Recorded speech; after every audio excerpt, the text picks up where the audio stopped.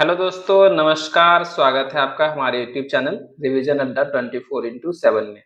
दोस्तों, सबसे बड़ी बात जो आप लोगों के बीच मैं करना चाह रहा हूँ वो ये है कि आप सभी को पता होगा कि यूपीएससी की तैयारी हो या फिर बीपीएससी की तैयारी हो या फिर बिहार एसआई की तैयारी हो या फिर बिहार एसएससी, ठीक है, बिहार एसएससी में कोई भी वो 12th लेवल का हो या फिर आपका सीजीएल लेवल का एग्जाम हो, ठीक है। बाकी जो भी कोई एग्जाम है या फिर आपको किसी रेलवे का एग्जाम हो या फिर आपको किसी भी रेलवे का एग्जाम हो और जिसमें साइंस पूछा जाता हो, जिसमें क्या पूछा जाता हो, साइंस पूछा जाता हो, दोस्तों सभी को पता होना चाहिए ये बात, और पहले से ही पता होगा। चाहे आप किसी टीचर से सुने होंगे या यूट्यूब से सुने होंगे या कहीं से भी सुने होंगे, वो यही बोलता है कि एनसीईआरटी बुक पढ़ो, ठीक है। एनसीईआरटी बुक से शुरुआत करो, 6 से लेकर 12th तक शुरुआत करो, 6 से लेकर 12th तक शुरुआत करो।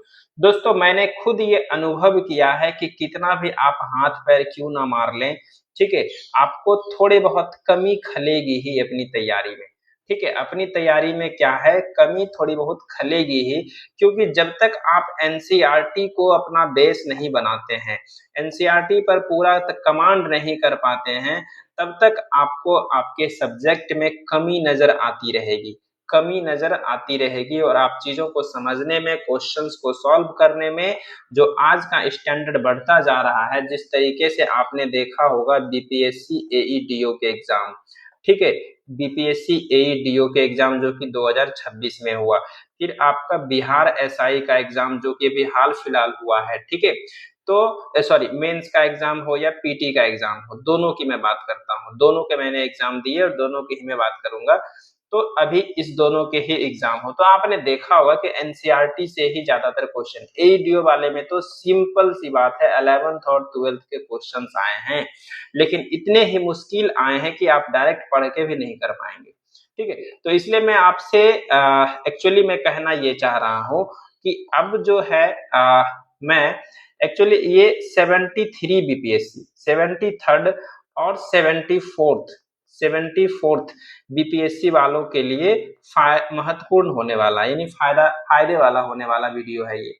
क्यों? क्योंकि उन लोगों के पास अभी से थोड़ा टाइम है, और मैं चाह रहा हूं कि डेली 1 से 2 वीडियो जो है इसको आपको चैप्टर वाइज पूरा बुक रीडिंग में करा दूं। क्या करा दूं?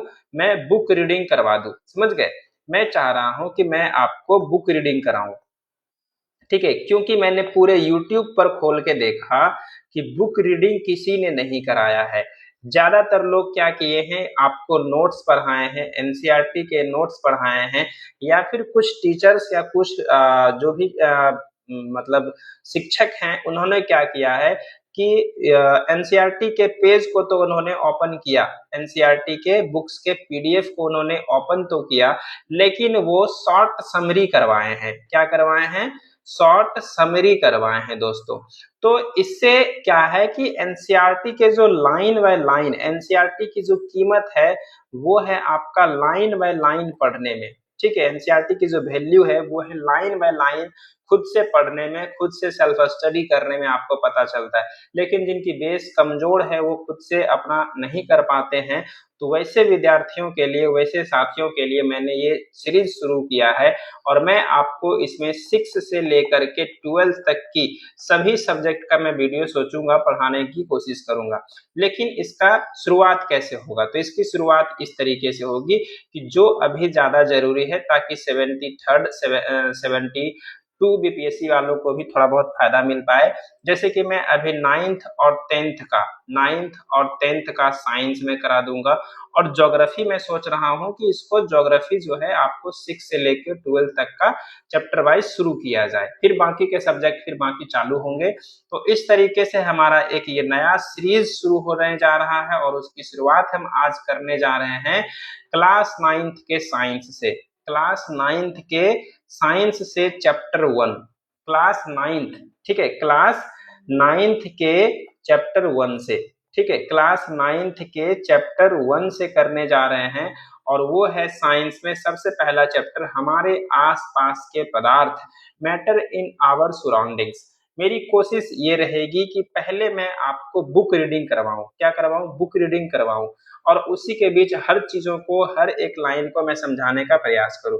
फिर इसके दूसरे पार्ट में हो सकता है कि मैं जब इसका हैंड रिटन नोट्स खुद से जब बनाऊंगा तो फिर मैं उसको भी पढ़ा करके अपलोड करके शॉर्ट नोट्स में भी बना करके मैं आपको समझाने की कोशिश करूंगा। लेकिन उसमें थोड़ा सा समय लग सकता है क्योंकि उसमें मुझे लिखना होगा, मतलब तैयार करना होगा नोट्स। तो उससे बेहतर है मैं पहले आपको क्या करूं, आपको बुक रीडिंग कराऊं। तो चलिए शुरू करते हैं आज का महत्वपूर्ण क्लास और एक नए अंदाज में कि बुक कैसे पढ़ा जाता है, बुक की कौन सी लाइन इंपॉर्टेंट होगी। ठीक है, आप मुझे माफी चाहूंगा कि आप मुझे कैमरे में नहीं देख पाएंगे, मेरा कोई वीडियो नहीं दिख रहा होगा, मेरा कोई फेस रिएक्शन नहीं दिख रहा होगा क्योंकि थोड़ी सी बजट कम है, इसलिए कैमरे की कमी है।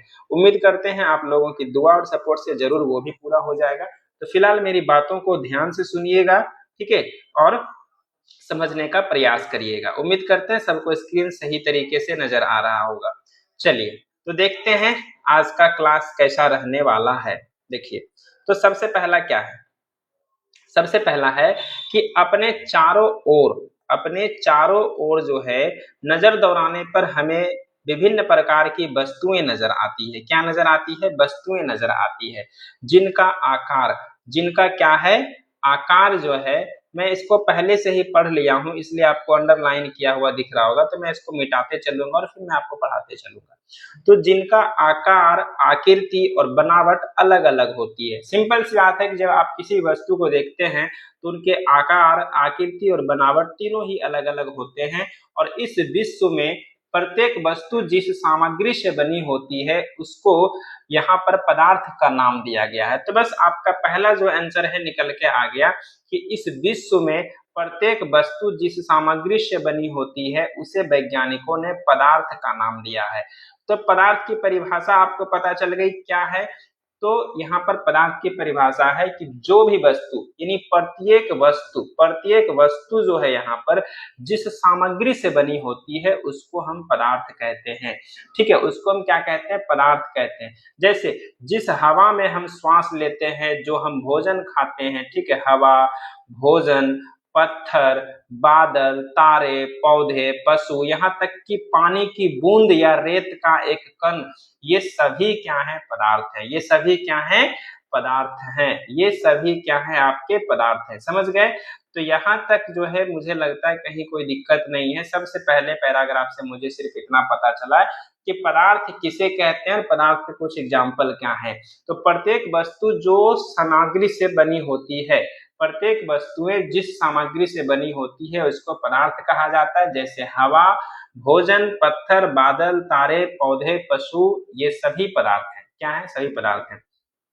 चलिए देखिए, ध्यान देने योग्य वाली बातें क्या है कि ध्यान देने योग्य वाली बातें ये है कि ऊपर लिखित सभी वस्तुओं का द्रव्यमान होता है और ये कुछ स्थान अर्थात आयतन घेरती है। क्या करती है? ऊपर लिखी हुई जो भी वस्तुओं का मैंने एग्जाम्पल दिया, हवा, पानी, भोजन, पत्थर, ये सभी, तो इन सभी वस्तुओं में क्या होता है? द्रव्यमान होता है और ये कुछ स्थान यानी आयतन भी ग्रहण करती है। तो इसका मतलब ये हुआ कि जो भी पदार्थ है, ठीक है, जो भी पदार्थ है उसमें दो महत्वपूर्ण चीजें पाई जाती है। क्या? तो एक द्रव्यमान पाया जाता है और दूसरा क्या पाया जाता है? आयतन। दूसरा क्या पाया जाता है? आयतन। अर्थात पदार्थ में द्रव्यमान भी होता है और क्या होता है? आयतन भी होता है। चलिए अब आगे बढ़ते हैं। मैं इसको पहले मिटा लूं जो मैंने पढ़ लिया है, तब फिर मैं आपको बोलते चला जाऊंगा। देखिए अगला क्या है, बोल रहे हैं यहाँ पर कि प्राचीन काल से ही मनुष्य ने अपने आसपास को समझने का प्रयास कर रहा है। ठीक है, अपने आसपास को समझने का प्रयास करता रहा है और भारत के प्राचीन दार्शनिकों ने पदार्थों को 5 मूल तत्वों में वर्गीकृत किया जिसे पंचतत्व कहा गया। आप पंचतत्व का जो है अपने गांव में अपने पूर्वजों से जरूर सुने होंगे, ठीक है। तो उसी तरीके से भारत के जो प्राचीन दार्शनिक थे पदार्थों को 5 वर्गों में विभाजित करते हैं और उसको पंच तत्व कहते हैं। 5 मूल तत्वों में, कि पदार्थ जो है 5 मूल तत्वों से बना है और उसको पंचतत्व कहा गया। और ये पंचतत्व देखिए कौन कौन से हैं। ये पंचतत्व हैं वायु, ठीक है, दूसरा पृथ्वी, तीसरा अग्नि, चौथा जल और पांचवा आकाश। यानी उनके अनुसार, यानी प्राचीन दार्शनिकों के अनुसार वे कहते हैं कि इन्हीं पंच तत्वों से सभी वस्तुएं बनी हुई है, चाहे वह सजीव हो चाहे वह निर्जीव हो, ठीक है, चाहे वह सजीव हो या फिर चाहे वह निर्जीव हो। और उस समय के यूनानी दार्शनिकों ने भी इसी प्रकार पदार्थों को विभाजित किया। यानी यूनानी दार्शनिक भी जो है इसको मानते हैं कि हाँ, इस तरीके से ही पदार्थ को वर्गीकृत करना सही होगा, ठीक है। तो चलिए, यानी पहला। अब दूसरा चीज यहाँ पर हमने आपको क्या सिखाया या क्या समझ में आया, वो ये आया कि भारत के प्राचीन दार्शनिकों ने पदार्थ को कितने वर्गों में बांटा, तो 5 मूल तत्वों में। कितने मूल तत्वों में? 5 मूल तत्वों में। और उस 5 मूल तत्वों को क्या कहा गया? पंचतत्व कहा गया। कौन कौन है पंचतत्व? तो वायु, पृथ्वी, अग्नि, जल और आकाश। और इन्हीं परिभाषा को भी यूनानी दार्शनिक भी मानते हैं, ठीक है। लेकिन जब हम धीरे धीरे आगे बढ़ते चले गए, समय के साथ बीतते चला गया, ठीक है, समय के साथ बीतते चला गया, तो क्या हुआ? तो क्या हुआ समझिए, समय के साथ जब बीतते चला गया तो क्या हुआ? तो आधुनिक वैज्ञानिकों ने पदार्थ को भौतिक गुणधर्म और रासायनिक गुणधर्म के आधार पर 2 प्रकार से विभाजित करना शुरू किया। अब यहाँ पर आपको 2 शब्द दिखाई पड़ रहे होंगे कि एक भौतिक गुणधर्म और एक रासायनिक गुणधर्म। ये क्या होता है? तो समझिए यहाँ पर क्या होता है। आधुनिक वैज्ञानिकों ने पदार्थ को भौतिक गुणधर्म एवं रासायनिक प्रकृति के आधार पर 2 प्रकार से विभाजित किया। तो भौतिक गुणधर्म अर्थात फिजिकल प्रॉपर्टीज वो होता है जिसको आप डायरेक्ट देख सकते हैं, छू सकते हैं, अनुभव कर सकते हैं। और रासायनिक पदार्थ यानी रासायनिक प्रकृति वो होती है कि इसके लिए पदार्थों का एक पदार्थ से दूसरे पदार्थ में बदलना या दूसरे पदार्थों में निर्माण होना, ठीक है।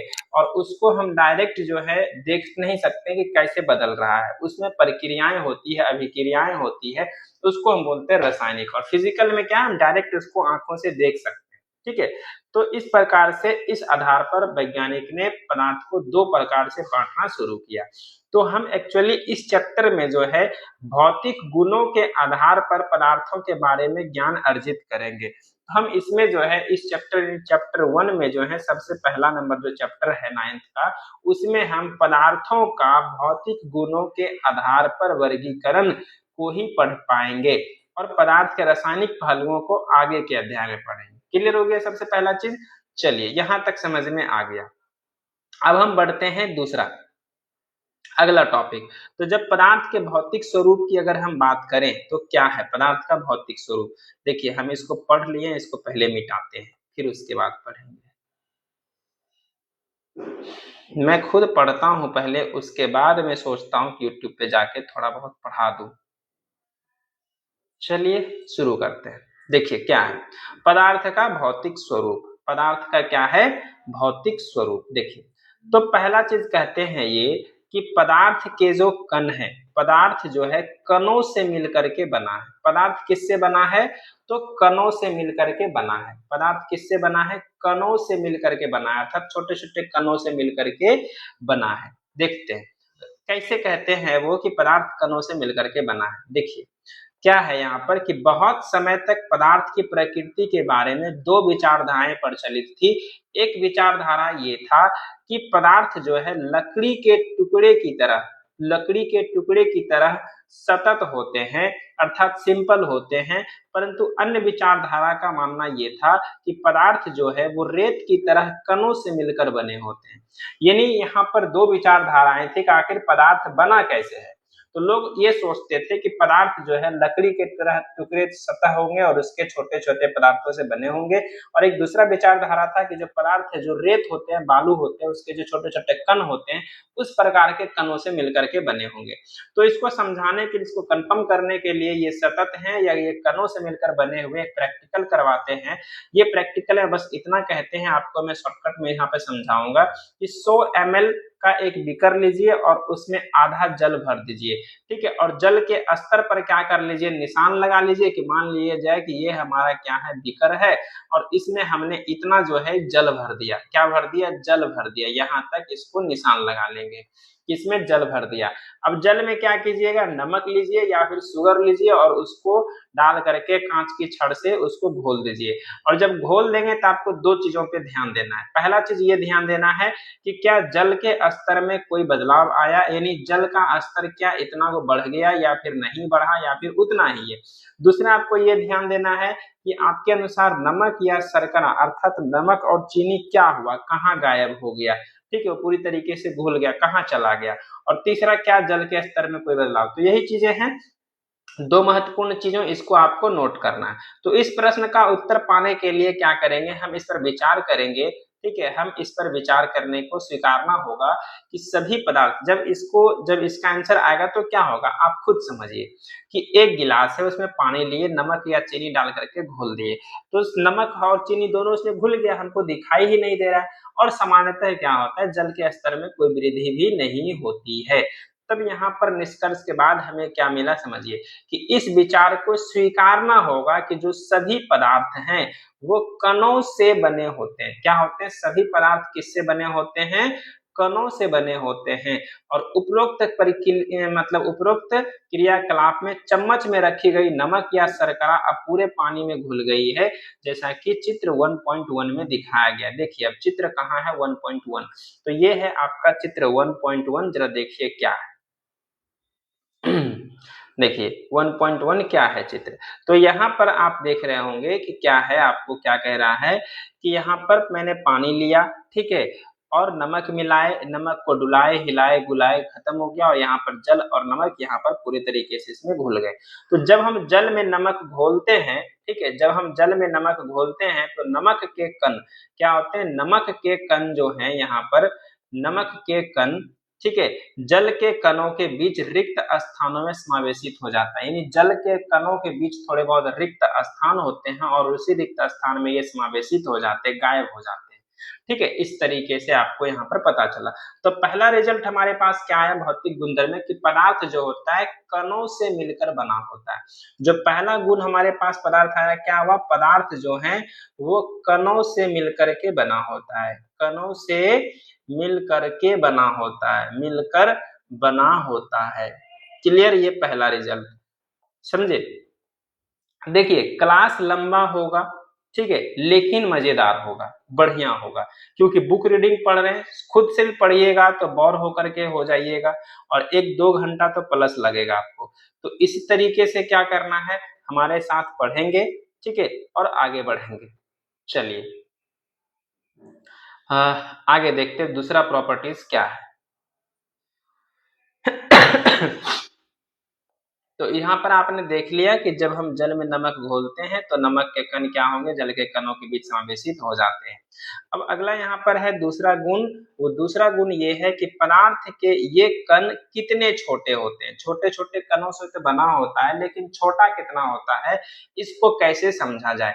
तो इसको समझने के लिए क्या करना है, देखिए इसको समझने के लिए है कि पोटेशियम परमैंगनेट, पोटेशियम परमैंगनेट का सूत्र होता है KMnO4, ठीक है, पोटेशियम परमैंगनेट, ठीक है। इसका 2 या 3 क्रिस्टल का मतलब होता है दाना, उसको लीजिए और 100 ml पानी में घोल दीजिए, ठीक है। एक्चुअल में यहाँ से समझिए आप कि यहाँ पर मैंने एक पानी लिया, ठीक है, 100 ml का पानी लिया और इसमें क्या किया, आप यहाँ पर देख रहे होंगे, इसे मैंने के पोटेशियम परमैंगनेट, ठीक है, KMnO4, KMnO4, ठीक है, पोटेशियम परमैंगनेट के 2-3 दाने जो है लिए और इसमें मिला दिए। इसको मिलाने के बाद इसको घोल दिए, तो इसका कलर क्या होगा, थोड़ा बैगनी रंग का हो जाएगा, ठीक है, हल्का बैगनी रंग का हो जाएगा, इसको ध्यान रखिए, गुलाबी बैगनी रंग का होता है। फिर उसके बाद क्या करेंगे, यहाँ पर हम इसमें 90 ml लेंगे, ठीक है, क्या लेंगे, 90 ml लेंगे, समझे। यहाँ पर क्या है 90 ml ही है ना, हाँ। फिर इसमें जो है इस घोल में से 10 ml घोल निकाल करके 90 ml जल में मिला देंगे, हाँ समझिए। तो पहला था 100 ml का बीकर, अब उसके बाद उसमें मैंने थोड़ा बहुत पोटेशियम परमैंगनेट मिलाया, ठीक है। इसका रंग बदल गया, मतलब ये पानी से, सिंपल पानी से क्या हो गया, कलरफुल पानी हो गया। अब इसे मैंने 90 ml दूसरे बीकर में पानी लिया और इस वाले से, पहले घोल वाले से 10 ml जो है निकाल करके इसमें डाल दिया। फिर यहाँ भी मेरे पास 90 ml है और फिर इससे 10 ml निकाल करके इसमें डाल दिया। फिर यहाँ भी हमारे पास 90 ml है और फिर यहाँ भी मैंने 10 ml से निकाल करके इसमें डाल दिया। तो ऐसे भी आप होली के दिनों में देखते होंगे कि कितना बड़ा भी बाल्टी क्यों ना हो, अगर उसमें थोड़ा सा भी रंगा हुआ पानी या कलरफुल पानी अगर उसमें डालते हैं तो पूरा का पूरा बाल्टी जो है हल्के रंगों से रंग जाता है और पूरा पानी खराब हो जाता है। तो एक्चुअली में ये कहना ये चाह रहे हैं यहाँ पर, एक्चुअली में कहना ये यहाँ पर चाह रहे हैं कि जो पदार्थ के कण हैं, ठीक है, पदार्थ के कण हैं बहुत छोटे होते हैं, बहुत छोटे होते हैं। इसको आप कितनों बार प्रक्रिया से घुमाइएगा ना, मतलब बदलते जाइएगा, तो पानी जो का रंग जो होगा वो गाढ़ा से फीका भले हो जाएगा, लेकिन उसमें थोड़ा बहुत रंग आएगा ही आएगा। इसका मतलब है, ठीक है, जैसे यहाँ पर देखिए, प्रत्येक बार तनुकृत करने पर घोल का रंग जो है हल्का होता जाता है, लेकिन फिर भी पानी रंगीन नजर आता है। इसका मतलब क्या हुआ समझिए, यह प्रयोग दर्शाता है कि पोटेशियम परमैंगनेट के बहुत थोड़े क्रिस्टलों से पानी की बहुत अधिक मात्रा को भी रंगीन हो जाती है, ठीक है। पानी की बहुत अधिक मात्रा भी क्या होती है, रंगीन हो जाती है। और इससे हम यह निष्कर्ष निकाल सकते हैं, इससे हम यह निष्कर्ष निकाल सकते हैं, ठीक है, कि पोटेशियम परमैंगनेट, ठीक है, क्या है, तो पोटेशियम परमैंगनेट, ठीक है, इससे हम यह निष्कर्ष निकाल सकते हैं कि पोटेशियम परमैंगनेट के केवल एक क्रिस्टल से कई सूक्ष्म कण होंगे। एक क्रिस्टल में क्या होगा, कई सूक्ष्म कण होगा और ये कण जो होंगे छोटे छोटे कणों में क्या होंगे, विभाजित रहते हैं। छोटे छोटे कणों में क्या होते हैं, विभाजित रहते हैं। अतः एक स्थिति ऐसी भी आएगी कि ये कण और छोटे छोटे कणों में विभाजित नहीं किए जा सकते हैं, ठीक है। तो इस यहाँ पर जो है आप इस तरीके से समझ गए।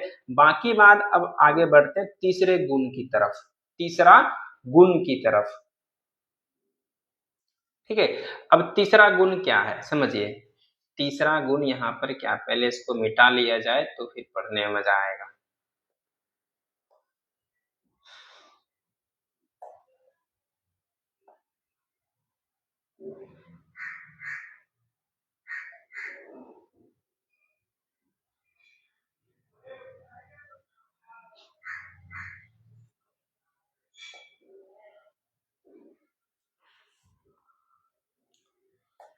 चलिए, तीसरा गुण क्या है यहाँ पर, कि पदार्थ के कणों के अभिलक्षणिक गुण, ठीक है। अब यहाँ पर तो वो हो गया। अब इसमें जो पदार्थ, पहला चीज क्या पता चला कि पदार्थ जो होता है कणों से मिलकर के बना होता है। दूसरा क्या पता चला कि पदार्थ के कण बहुत छोटे होते हैं। क्या होते हैं, पदार्थ के कण जो होते हैं बहुत छोटे होते हैं। अब इसके कणों के बारे में विशेषता, कणों की विशेषता को हम पढ़ेंगे। तो अर्थात जो पदार्थ के कण होते हैं उसके बीच में रिक्त स्थान पाया जाता है। पदार्थ के कणों के बीच क्या होता है, रिक्त स्थान पाया जाता है। इसको अंतरा अनुक स्थान के नाम से भी जानते हैं। जैसे हमने जो दो क्रियाकलाप किया, एक पानी में नमक या चीनी घोला और दूसरा अभी जो पोटेशियम परमैंगनेट को घोला, अर्थात नमक, शर्करा, डेटॉल, पोटेशियम परमैंगनेट के कण जो है समान रूप से पानी में वितरित हो गए। इस प्रकार जब हम, जैसे कि इस प्रकार जब हम चाय कॉफी, समझिएगा, इस प्रकार जब हम चाय कॉफी या नींबू पानी बनाते हैं तो पदार्थ के कण जो होते हैं एक दूसरे पदार्थ के कणों के रिक्त स्थानों में समावेशित हो जाते हैं। क्या होते हैं, पदार्थ के यहाँ पर देखिए, तो एक पदार्थ के कण, एक पदार्थ के कण जो होंगे वो दूसरे पदार्थ के कणों के रिक्त स्थानों में समावेशित हो जाते हैं और यह दर्शाता है कि पदार्थ के कणों के बीच पर्याप्त रिक्त स्थान है। अर्थात जब आप चाय बनाते हैं, ठीक है, कॉफी बनाते हैं या नींबू पानी बनाते हैं तो क्या होता है, चीनी पानी में घुल जाता है, चाय दूध के साथ मिक्स हो जाता है, कॉफी भी मिक्स हो जाता है। तो इस प्रकार से है कि पदार्थ के जो एक कण है, यानी एक पदार्थ का कण दूसरे पदार्थ के कणों के बीच जो है आपस में समावेशित हो जाते हैं, मिल जाते हैं। ऐसा क्यों हो पाता है, क्योंकि पदार्थों के बीच में जो होता है, कणों के बीच यानी पदार्थों के कणों के बीच रिक्त स्थान पाए जाते हैं। क्या पाए जाते हैं? रिक्त स्थान पाए जाते हैं। ये थी कणों की पहली विशेषता।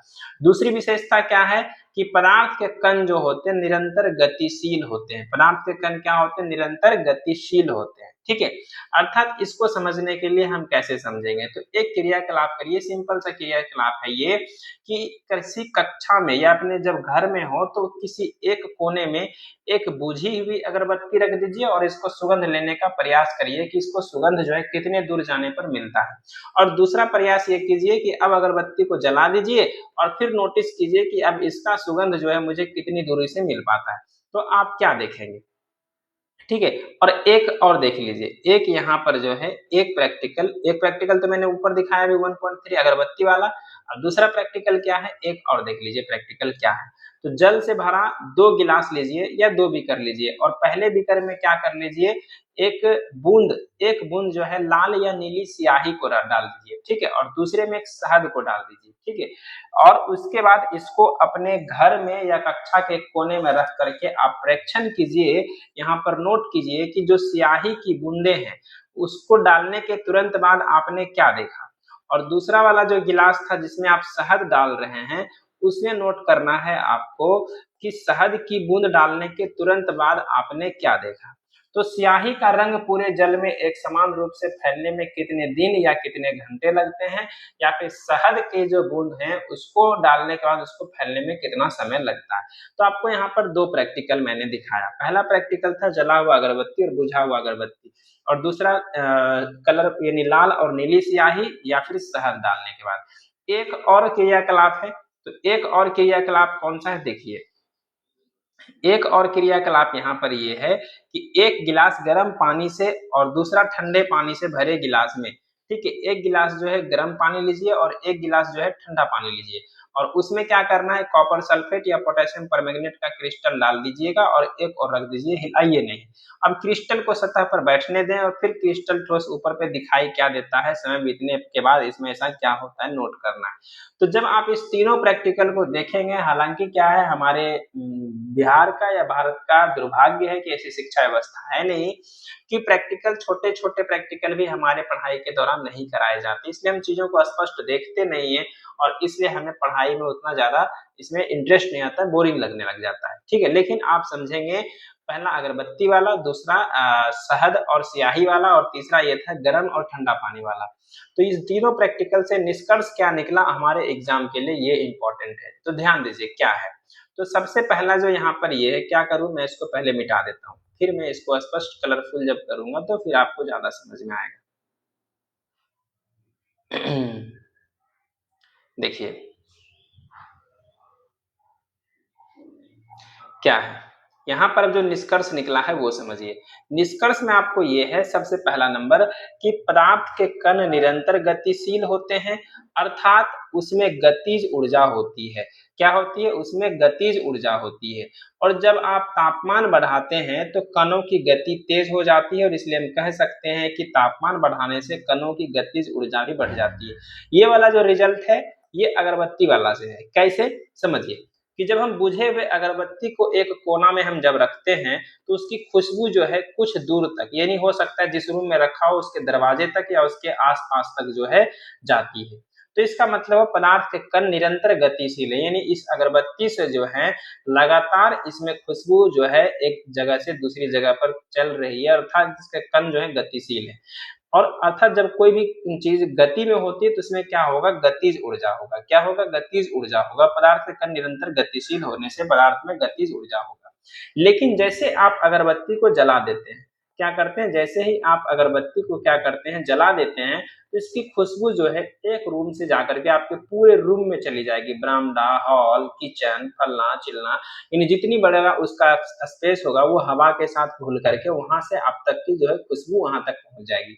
इसका मतलब क्या हुआ कि हम अगरबत्ती को जलाए अर्थात तापमान बढ़ाए। ठीक है, तो तापमान बढ़ने से जो कणों की गति है अब वो तेज हो गई। ठीक है, कणों की गति क्या हो गई, तेज हो गई और दूर तक जाने लगी। इसलिए हम कह सकते हैं कि तापमान बढ़ाने से कणों की गतिज ऊर्जा भी बढ़ जाती है। तापमान बढ़ाने से कणों की गतिज ऊर्जा क्या होती है, बढ़ जाती है। समझ गए? अब यहाँ पर आगे बढ़ते हैं, अगला क्या है। तो उपरोक्त तीनों क्रियाकलापों से हमने देखा कि पदार्थ के कण अपने आप में ही, ठीक है, अपने आप ही एक दूसरे के साथ अंतः मिश्रित हो जाते हैं। जो दूसरा हमने कर रहा था ये वाला स्याही वाला और शहद वाला, ठीक है। तो ऐसे कणों के रिक्त स्थानों में समावेश का कारण होता है, रिक्त स्थानों में समावेश के कारण होता है। यानी यहाँ पर हमने नोटिस किया था, क्या नोटिस किया समझिएगा, कि जो पदार्थ के कण है अपने आप ही एक दूसरे के साथ अंतः मिश्रित हो रहे हैं, और ऐसा कणों के रिक्त स्थानों में समावेश के कारण हो रहा है। यानी पदार्थ के कण एक दूसरे के साथ आपस में मिल जा रहे हैं। ऐसा क्यों हो रहा है? तो कणों के बीच में क्या है? रिक्त स्थान है। कणों के बीच में क्या है? रिक्त स्थान की वजह से ऐसा हो पा रहा है, ठीक है। और एक चीजें आपको यहाँ पर थोड़ा सा याद रखना पड़ेगा, क्या है? तो दो विभिन्न पदार्थों का स्वतः मिलना, ठीक है, स्वतः मिलना विसरण कहलाता है। क्या कहलाता है? विसरण कहलाता है। विसरण का मतलब होता है डिफ्यूजन, उसका इंग्लिश मीनिंग है। अर्थात यहाँ पर ये है कि जब दो पदार्थ स्वतः ही आपस में अगर मिल जाते, जैसे अगरबत्ती की जो पदार्थ के कण होंगे उसके खुशबू हवा में मिल जाने से यहाँ पर क्या हो? विसरण हो गया, ठीक है, जिसको हम कहते हैं विसरण, ठीक है। और यह मतलब दो पदार्थों के आपस में मिलने को क्या कहेंगे? विसरण कहेंगे। क्लियर? अब एक जो चीज यहाँ पर ये हमें नजर आती है कि यह भी पता चलता है कि गर्म करने पर विसरण तेजी से होता है। जैसे अगरबत्ती को आपने जलाया तो क्या होगा? जल्दी जल्दी दूर दूर तक फैलने लगे और मुझे खुशबू आने लगी। तो गर्म करने पर क्या होता है? पहला तो पदार्थ के कण में गतिज ऊर्जा बढ़ती है, यानी गति बढ़ जाती है। दूसरा, विसरण भी तेज होता है, ये भी देखिएगा। हमने इसका नोट बनाया है, उसको भी जब मैं करवाऊंगा तो उसमें स्पष्ट चीजें लिखी हुई, तो वहां पर कंफ्यूजन नहीं होगा, ठीक है। चलिए, इतना करने के बाद जो है अब आगे बढ़ते हैं। चैप्टर का अगला क्या है? देखिए, अब अगला है तीसरा गुण, ठीक है, पदार्थ के कणों का, कि पदार्थ के कण एक दूसरे को आकर्षित करते हैं। पहले मैं इसको इरेज कर दूं, फिर मैं इसको कोशिश करता हूं बताने का।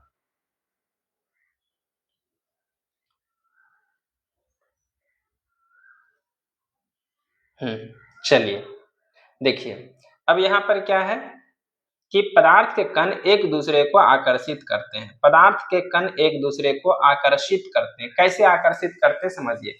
तो इसमें क्या है कि एक खेल का मैदान बनाते हैं और यहाँ पर चार समूह बना करके मानव श्रृंखला बनाते हैं, यानी चार समूह बनाते हैं।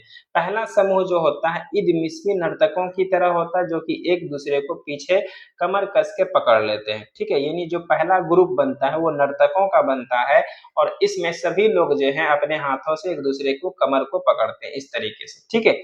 और उसके बाद दूसरा समूह जो है, ध्यान दीजिए, दूसरा समूह क्या करता है कि एक दूसरे को हाथ पकड़ करके मानव श्रृंखला बनाते हैं। और जो तीसरा समूह है एक दूसरे के केवल उंगली पकड़ करके जो है सिरे से छू करके एक श्रृंखला बनाती है। और अब जो चौथा समूह है वो क्या करते हैं? तीनों मानव श्रृंखलाओं को तोड़ने का प्रयास करते हैं। और जो चौथा समूह वाला जो व्यक्ति होगा, ये तीनों श्रृंखलाओं को, जो कि एक कमर, हाथ और उंगली से जो आपस में पकड़े हुए हैं, उसको क्या करते हैं? तोड़ करके छोटे समूहों में बांटने का प्रयास करते हैं, नहीं सबको अलग अलग करने की कोशिश करता है। देखिए, तो यहाँ पर अब जो पहला चीज बोल रहा है एनसीईआरटी ध्यान देने के लिए कि किस समूह को तोड़ना आसान है और क्यों।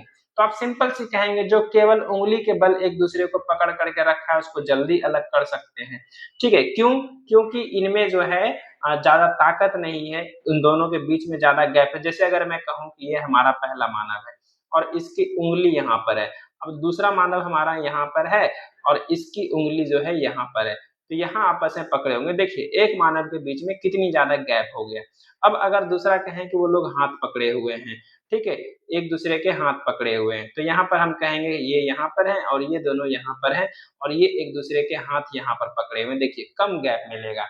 और अगर कमर की बात करेंगे हम, तो यहाँ पर ये है और यहाँ पर क्या है? ये है, और यहाँ एक दूसरे को जो है इधर से कमर में हाथ डाल करके एक दूसरे के पास खड़े हैं, तो यहाँ पर गैप कम है, ठीक है। तो इस तरीके से जहां गैप ज्यादा है, जहां बल कम लगा हुआ है, उसको जल्दी अलग कर सकेंगे।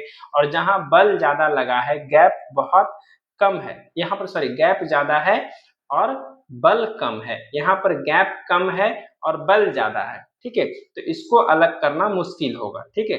तो ये हो गया, यानी इसका मतलब ये हो गया एक तो ये था और दूसरा अब यहाँ पर ये है। दूसरा अब यहाँ पर इसको समझाने के लिए एक और प्रैक्टिकल लिया है कि एक लोहे की कील लीजिए, एक चौक का टुकड़ा लीजिए और एक रबर बैंड लीजिए।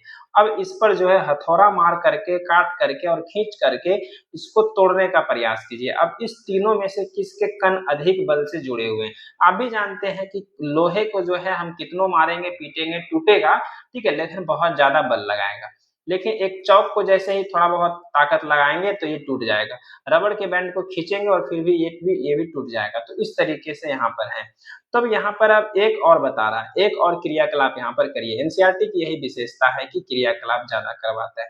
क्या है कि एक थाली में जो है जल लीजिए और उसे उंगली से काटिए, ठीक है, यहाँ पर इसको जिससे जल भर दीजिए और उंगली से उसको बीचे बीच काटिए।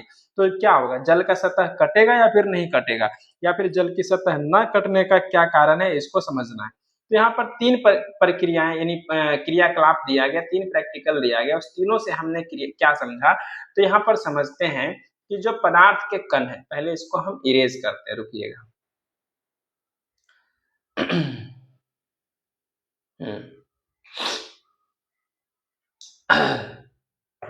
चलिए यहाँ पर अब हम इसको पढ़ते हैं क्या है। तो यहाँ पर निष्कर्ष में क्या निकल के आया समझिए कि उपरोक्त तीनों क्रियाकलाप सुझाते हैं कि पदार्थ के कणों के बीच बल कार्य करता है, एक बल कार्य करता है और यह बल कणों को एक साथ रखता है। और इस आकर्षण बल का सामर्थ्य जो होता है प्रत्येक पदार्थों में अलग अलग होता है। अर्थात यहाँ पर जो हम देख रहे थे कि ज्यादा ताकत और कम ताकत की बात कर रहे थे, वो ये था कि अर्थात पदार्थ के कणों के बीच में एक बल कार्य करता है और यह बल जो होते हैं कणों को एक साथ बांधे रखता है, ठीक है। और इस आकर्षण बल का सामर्थ्य प्रत्येक पदार्थों में अलग अलग होता है। जैसे यहाँ पर तीसरा नंबर प्रैक्टिकल की हम बात करें कि जो थाली में आप जल ले लो और आप उसको हाथ से काटने का प्रयास करो तो वो नहीं कटेगा। क्यों? क्योंकि जल में बहाव है, उनके कण नजदीक है, जैसे आप हाथ हटाएंगे उसके कण आपस में फिर से जुट जाएंगे। और जो यहाँ पर दूसरा वाला प्रैक्टिकल था वो क्या था कि लोहे की कील मजबूत है, वहां भी कण बहुत नजदीक में है, फिर एक चौक का टुकड़ा, यहाँ इसका आंसर होगा यहाँ पर लोहे की कील सबसे ज्यादा मजबूत, फिर यहाँ पर रबड़ का बैंड क्योंकि इसमें थोड़ा ज्यादा ताकत लगाना होगा, और चौक का टुकड़ा जो है थोड़ा सा कम होगा। इसको इस तरीके से इसमें बल लगाना पड़ेगा, ठीक है, बल। और जो यहाँ पर जो था इसमें आपको तो पता ही है, समूह जो ए होगा, ठीक है, जो कि कमर में रखे रखे हुए थे, ए फिर बी और फिर इस तरीके से यहाँ पर जो है बल लगाना पड़ेगा, ठीक है। तो यहाँ पर क्या था जो हम समझ पाए कि पदार्थ के कणों के बीच में एक बल कार्य करता है और यह बल कणों को एक साथ बांधे रखता है। और इस आकर्षण बल का सामर्थ्य यानी इस आकर्षण बल जो होते हैं पदार्थ के कणों के बीच जो आकर्षण बल होता है अलग अलग पदार्थों में अलग अलग होगा। ये नहीं कि सभी पदार्थों में एक जैसा ही बल होगा, सही पदार्थों में क्या होगा, अलग अलग बल होगा, कुछ में ज्यादा कठिन होगा, कुछ ज्यादा मजबूत होगा और कुछ ज्यादा कमजोर होगा, ठीक है। अब एनसीईआरटी कुछ क्वेश्चंस करती है तो क्वेश्चंस का आंसर देना भी चाहिए, समझना भी चाहिए ताकि आप जो है इसको अच्छे से समझ पाए।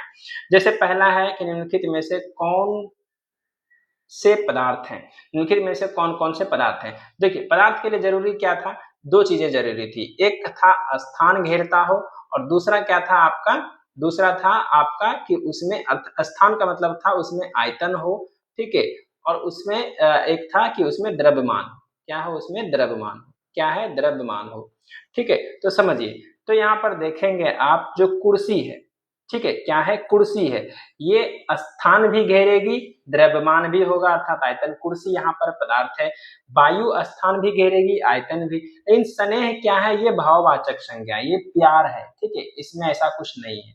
फिर उसमें देखिए गंध, गंध यानी खुशबू, खुशबू भी एक आयतन घेरेगा, जब उसको इकट्ठा करेंगे द्रवीभूत करेंगे गैस के साथ में तो द्रव्यमान भी आएगा, तो ये भी पदार्थ है। लेकिन घृणा का है, एक भाव है, तो इसमें नहीं होगा।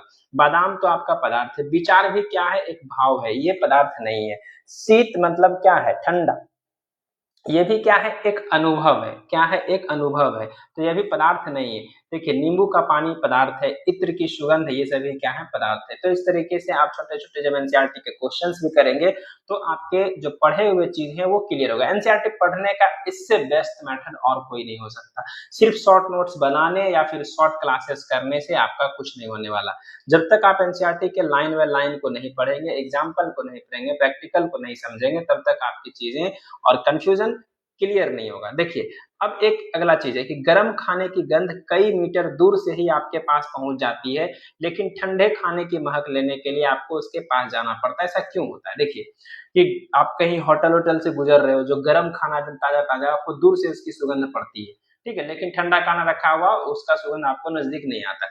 इसका एक ही वजह है कि तापमान बढ़ाने से, यानी जो गर्म चीजें होती हैं उसके कण बहुत अधिक तेजी से गति करती है। जो गर्म चीजें होगी उसके कण अधिक तेजी से गति करती है, और इसलिए तापमान बढ़ने के कारण कणों की गतिज ऊर्जा तेज होने के कारण वो जल्दी दूर तक गति कर पाती है और दूर से ही लोगों को सुगंध पहुंच जाती है। इन ठंडे कणों के साथ ऐसा होता नहीं है, ठीक है। अगला देखिए, स्विमिंग पूल में जो गोताखोर है वो पानी को काट पाता है, इससे पदार्थ में कौन सा गुण प्रक्षेपित है? यहाँ पर एक्चुअली होता क्या है कि जो पदार्थ के कणों के बीच जो आकर्षण बल है और जो गोताखोर अपना आकर्षण बल लगाता है उससे ज्यादा होता है, ठीक है। इन गोताखोर के आकर्षण बल से पानी का आकर्षण बल कम होता है और इस प्रकार से वो आगे निकल पाता है, ठीक है। पदार्थ के कणों की क्या विशेषताएं हैं? तो पदार्थ के कणों की विशेषता हमने जो बताया कि पदार्थ के कण क्या होते हैं, एक दूसरे को आकर्षित करते हैं, एक दूसरे के बीच रिक्त स्थान होता है, ठीक है। उसके बाद तापमान बढ़ाने पर गतिज ऊर्जा मतलब निरंतर गतिशील होती है, तापमान बढ़ाने पर कणों की गति बढ़ जाती है। ये सभी ही इसकी विशेषताएं थी। तो इस तरीके से आपके चैप्टर यहाँ तक क्लियर होते हैं। अब यहाँ पर भौतिक आधार पर जो है पदार्थ की अवस्थाएं, इसको हम पढ़ने वाले हैं।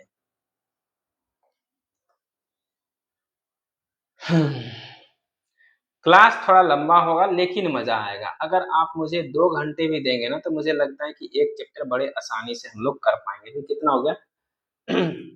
40-35 मिनट के आसपास का हो गया है ये, देखिए।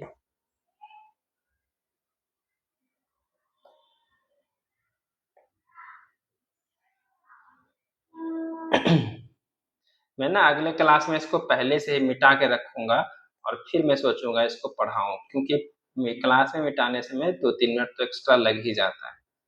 तो इसलिए मैं सोचूंगा अगले क्लास में इसको फिर से पहले से ही मिटा लें और फिर पढ़ाएं। चलिए देखते हैं पदार्थ की अवस्थाएं। क्लियर? पदार्थ की अवस्थाएं क्या है समझिए। अपने आसपास, अपने आसपास के पदार्थों को ध्यान से देखिए, कितने प्रकार के हैं। तो हम पाते हैं कि पदार्थ जो है अपने 3 रूपों में होते हैं। पदार्थ कितने रूप में होते हैं? 3 रूप में। कौन कौन? तो एक ठोस होगा, एक द्रव होगा और एक कौन होगा? गैस होगा।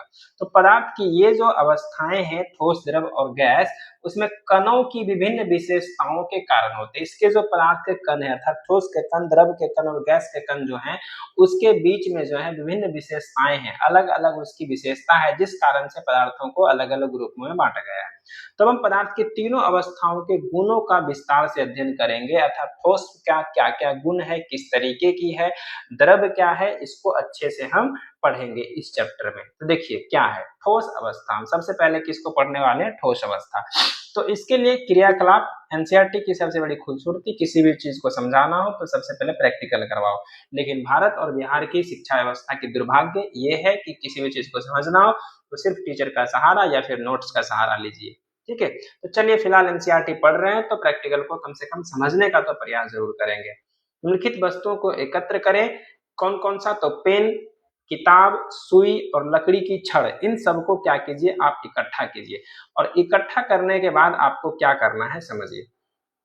इकट्ठा करने के बाद इन चारों को, ठीक है, इन चारों ओर पेंसिल घुमाकर इनके आकार का रेखा चित्र कीजिए। यानी जब हम पेन को रखेंगे इस तरीके से, किताब को रखेंगे, ठीक है, इसको चारों ओर पेंसिल घुमा करके, जैसे हम वृत्त अगर बनाना होता था तो सिक्का रख करके उसके चारों ओर घुमा देते थे इस तरीके से, तो आकृति बन जाती थी। तो इस तरीके से सभी वस्तुओं को रखिए, पेंसिल घुमा करके इनके आकार बनाइए, ठीक है। तो फिर आपको यहाँ पर क्या समझ में आएगा? आपसे क्वेश्चन पूछती है एनसीईआरटी, कहती है कि क्या इन सभी का निश्चित आकार, स्पष्ट सीमाएं तथा स्थिर आयतन है? तो बिल्कुल है, क्योंकि जब आप पेन का रखेंगे तो आकार भी उसी तरह का बनेगा, सीमाएं भी उसी तरीके की होगी और आयतन भी उतना ही रहेगा। इन पर हथौड़ा मारने, खींचने या गिराने से क्या होता है? तो जब आप इसको हथौड़ा मारिएगा तो क्या होगा? टूट जाएगा, खींचिएगा तो टूट जाएगा, ठीक है, गिराने से भी टूट जाएगा। क्या इनका एक दूसरे में विसरण संभव है? देखिए अगर पेन को आप किताब में मिक्स कर दीजिए तोड़ ताड़ करके, तो क्या मिल पाएगा आपस में? नहीं मिलेगा।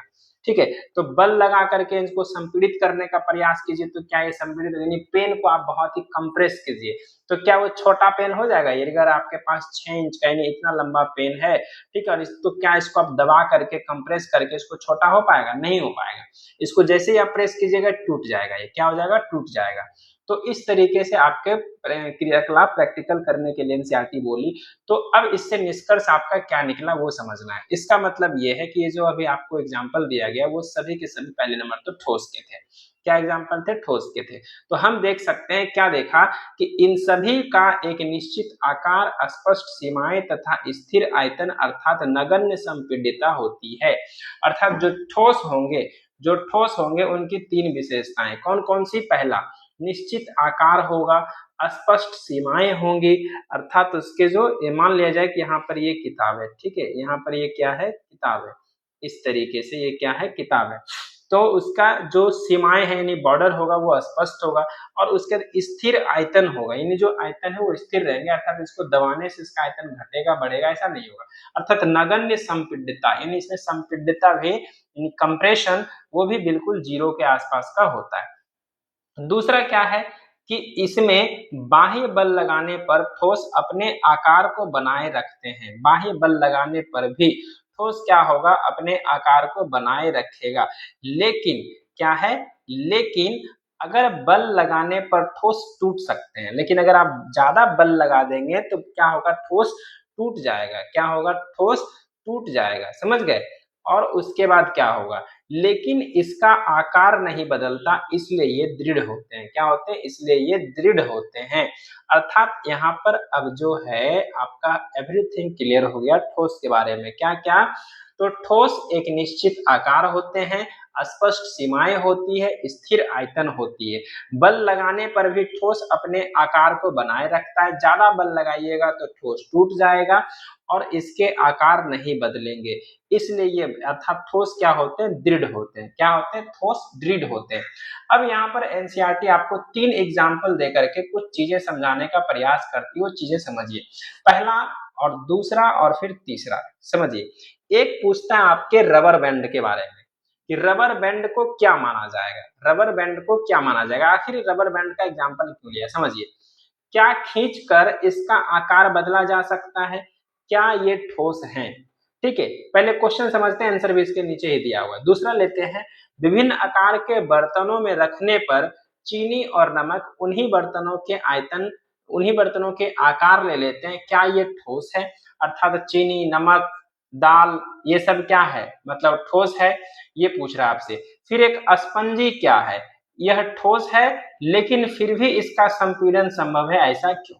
तो इन्होंने आपके सामने 3 क्वेश्चन रखे और तीनों का सवाल एनसीईआरटी खुद देती है, यहीं पर देती है। क्या है? देखिए, पहला तो ये सिंपल कह देते हैं कि ये सभी ठोस है। क्या है? ये सभी के सभी ठोस हैं। क्योंकि वाला बात समझिएगा। जैसे ही आप बाह्य बल लगाए जाने पर रबर बैंड का आकार क्या होगा? बदलेगा। अर्थात इतना बड़ा अगर रबर बैंड है, इसको बल लगाने से क्या होगा? ये खींचे जाएगा, दोनों साइड खींच जाएगा, अर्थात ये इतना लंबा हो जाएगा। लेकिन जैसे ही बल हटा लेंगे यह पुनः अपने ही मूल आकार में आ जाता है, या फिर अगर ज्यादा बल लगाएंगे, अत्यधिक बल लगाएंगे तो यह टूट जाएगा। और टूटना ज्यादा बल लगाने पर यह जो है एक ठोस का ही उदाहरण है। ठीक है, ये क्या है? ठोस का ही उदाहरण है। तो इस तरीके से रबर बैंड क्या है? तो एक प्रकार का ठोस है। क्लियर? दूसरा, चीनी, नमक, शर्करा, इसको समझिए। चाहे हम शर्करा या नमक को अपने हाथ में ले लें या किसी प्लेट या किसी जार में रखें तो इनके क्रिस्टल के आकार नहीं बदलते।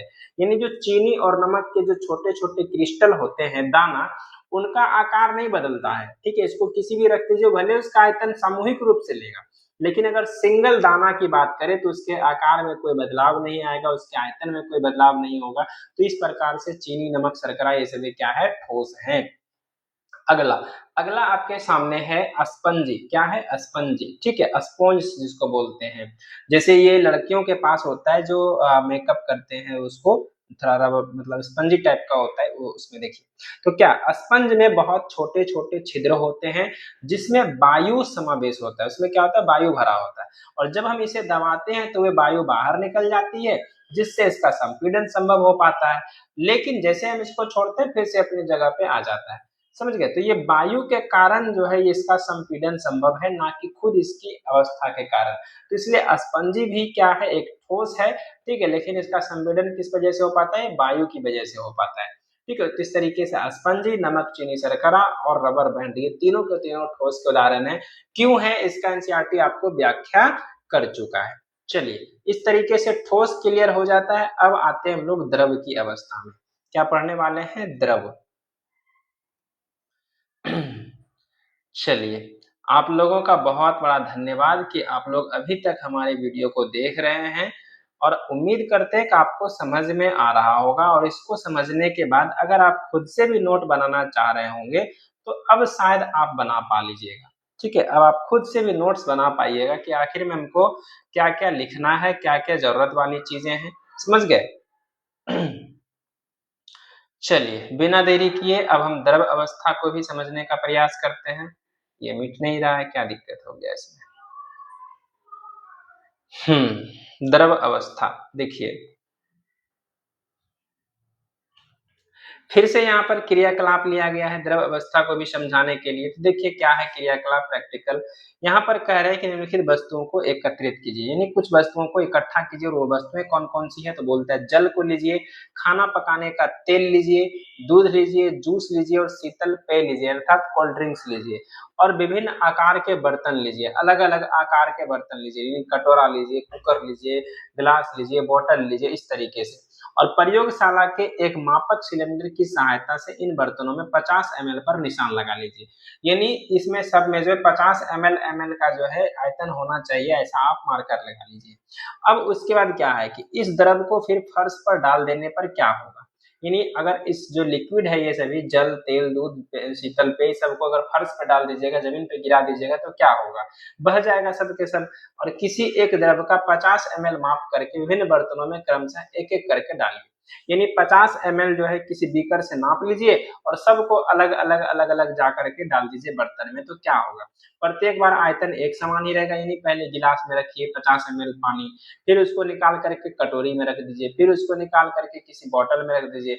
लेकिन आपका देखिएगा कि आयतन नहीं घटेगा, क्या होगा, आयतन नहीं घटेगा, आयतन निश्चित रहेगा, ठीक है। लेकिन उसके जो आकार हैं वो अलग अलग में अलग अलग हो जाएगा। क्या द्रव का आकार एक समान रहता है, ठीक है, बिल्कुल नहीं रहता।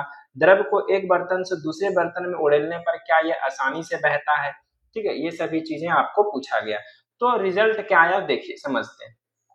रिजल्ट हमारे पास ये आ रहा है, ठीक है, रिजल्ट हमारे पास ये आ रहा है कि फ्रैक्शन से हमें यह पता चला, ठीक है, फ्रैक्शन से हमें यह पता चलता है कि द्रव का आकार नहीं लेकिन आयतन निश्चित होता है, यानी द्रव को जैसे ही हम एक बर्तन से दूसरे बर्तन में डालते हैं उसका आकार बदल जाता है, ठीक है, लेकिन जितना रहता है आयतन क्या है, उसकी क्वांटिटी, मात्रा, ठीक है, अगर आयतन नहीं बदलता, क्या होता है, आयतन नहीं बदलता है, अर्थात आयतन निश्चित होते हैं लेकिन आकार इसमें निश्चित नहीं होता।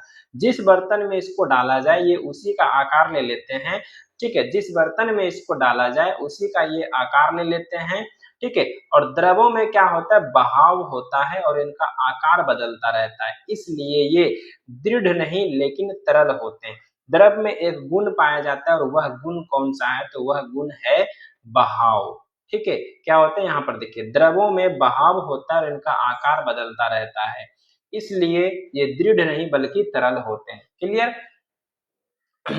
चलिए, अब अगला क्या है, क्रियाकलाप 1.4 और 1.5 के संदर्भ में हमने देखा कि ठोस और द्रव का मिश्रण द्रवों में संभव है। जैसे ऊपर हम जब चीनी, नमक, पानी इसको आपस में जब मिला रहे थे तो क्या है, चीनी और शर्करा, देखिए चीनी और यहाँ पर शुगर अर्थात जो सॉरी दोनों एक ही चीजें हो गई, चीनी और नमक, यहाँ पर कोई भी चीज नमक ले लीजिए, क्या है, नमक ले लीजिए, या फिर पोटेशियम परमैंगनेट ले लीजिए, ठीक है, पोटेशियम परमैंगनेट ले लीजिए, ये सभी क्या है, ठोस है।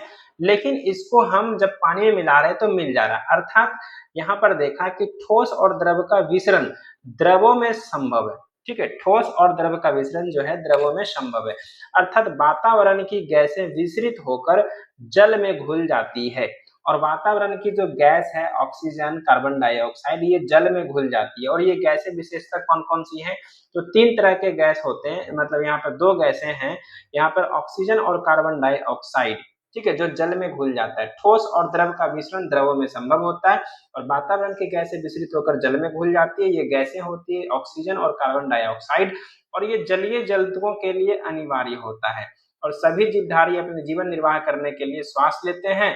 और जो जलीय जंतु होते हैं वो इसी जल में घुले ऑक्सीजन के कारण श्वास ले पाते हैं।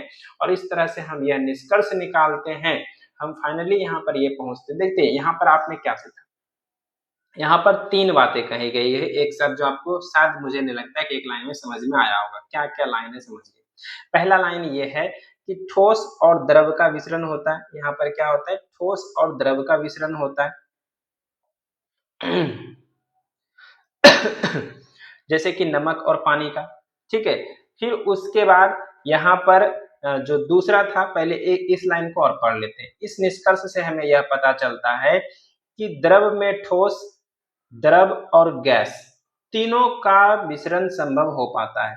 अर्थात यहाँ पर एक चीज ये यहाँ पे कही जा रही है कि जो द्रव है अर्थात लिक्विड है, इसमें ठोस का भी मिश्रण है, इसमें द्रव का भी मिश्रण है और इसमें गैस का भी मिश्रण है। यानी आप द्रव और ठोस को भी मिला सकते हो, द्रव में द्रव को भी मिला सकते हैं और गैस में गैस को भी मिला सकते हैं, द्रव में गैस को भी मिला सकते हो। तीनों का जो है मिश्रण द्रव में संभव है। ठोस और द्रव का एग्जांपल जैसे चीनी और नमक को, पानी को मिला लीजिए। द्रव और द्रव में जैसे दूध और पानी को मिला दीजिए, आपस में मिल जाएगा। द्रव में गैस को मिलाने का मतलब यह है कि जैसे कि द्रव में भी आपने यहाँ पर देखा कि ऑक्सीजन और कार्बन डाइऑक्साइड आपस में घुल जाते हैं, इसमें जल में, और इसी जल में घुली ऑक्सीजन का प्रयोग जो है जलीय जंतु अपने श्वास लेने के लिए करते हैं। ठीक है, तो यहाँ पर क्या हुआ कि ठोसों की अपेक्षा द्रवों में विसरण की दर अधिक होती है। ठोस में तो एक दूसरे का विसरण संभव हो ही नहीं पाता, बहुत कम, मिल ही नहीं पाएगा।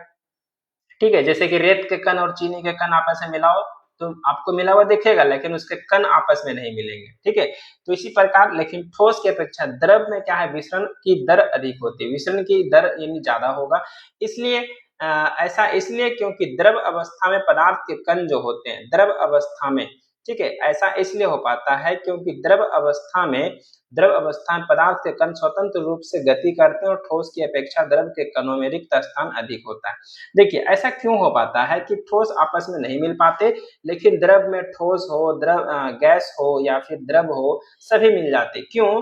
क्योंकि ये जो ठोस है ना, ठोस, इसमें कणों के बीच रिक्त स्थान बहुत कम होता है। कणों के बीच क्या होता है, रिक्त स्थान बहुत कम होता है। ठीक है, और इस कारण से इसके कण जो होते हैं बहुत कम गति से गतिशील कर पाते हैं, अर्थात स्वतंत्र रूप से गति नहीं कर पाते।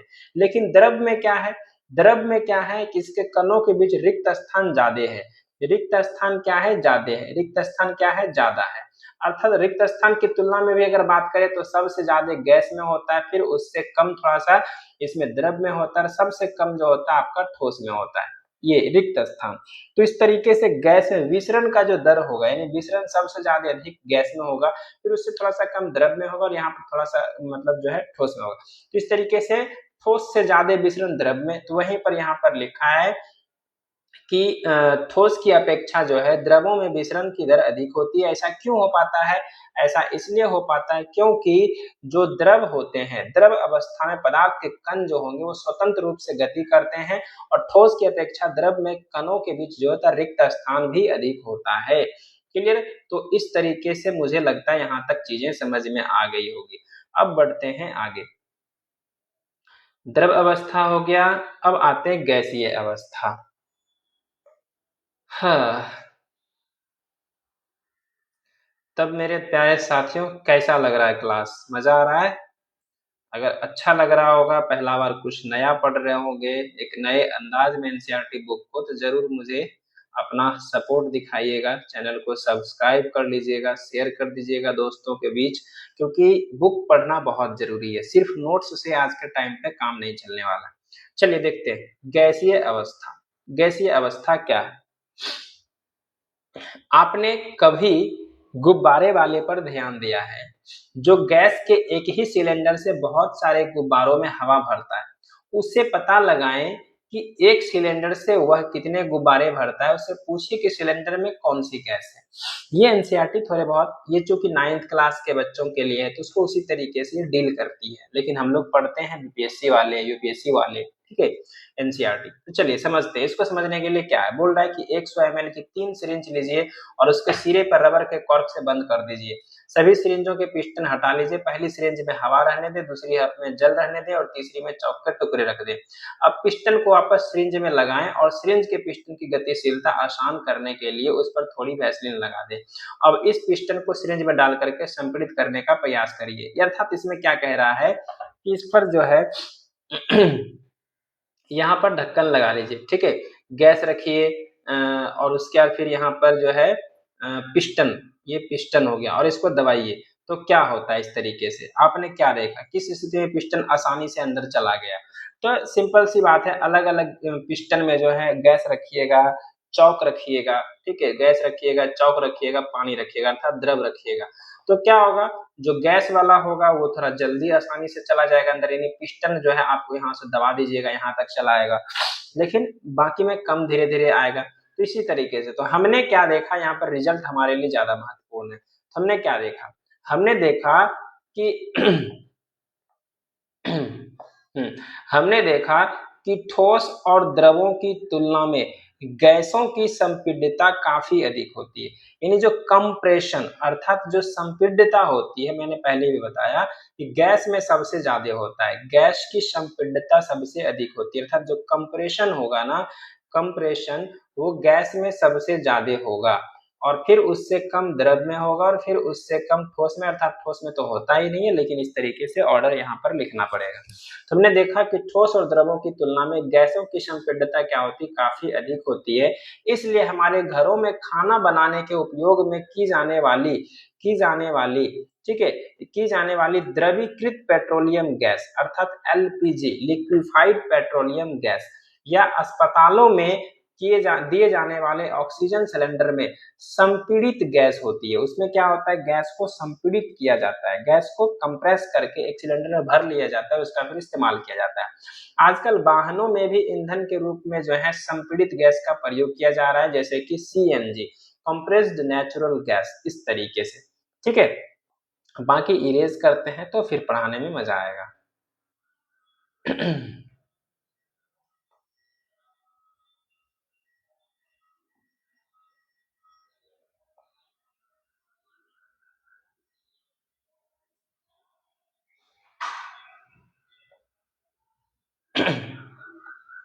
चलिए देखा जाए तो यहाँ पर अब क्या है, संपीड्यता काफी अधिक होने के कारण गैस में, किसमें, गैस में संपीड्यता काफी अधिक होने के कारण गैस के अत्यधिक आयतन वाले को एक कम आयतन वाले सिलेंडर में संपीड़ित कर लिया जा सकता है। जैसे कि मान लिया जाए कि एक रूम में पूरा गैस भरा होता है, ठीक है, वायु भरी होती है, उसको वैक्यूम सिलेंडर से उसको कम मतलब जो है किसी सिलेंडर में कर लिया जाएगा, यानी अधिक आयतन वाले गैस को जो है एक छोटे से सिलेंडर में भी उसको पैक कर लिया जा सकता है आसानी से, एक स्थान से और दूसरे स्थान से फिर उसको क्या कर लिया भेजा जा सकता है।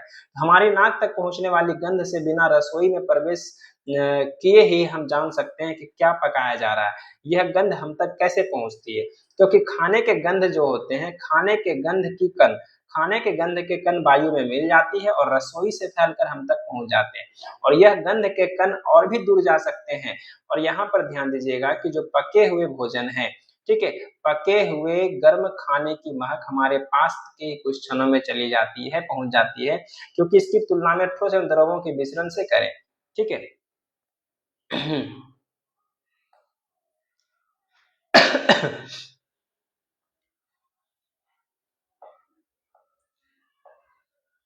देखिए, तो यहाँ पर क्या था कि पके हुए जो गर्म खाने की महक है हमारे पास तक कुछ ही क्षणों में पहुंच जाती है। ऐसा क्यों होता है, आपको पता ही होगा कि गर्म करने पर पदार्थ के कण क्या होते हैं, बहुत तेजी से गति करते हैं और विसरण सबसे ज्यादा गैस में होता है और इसलिए वो गैस आपस में जल्दी जल्दी मिल जाते हैं, ठीक है।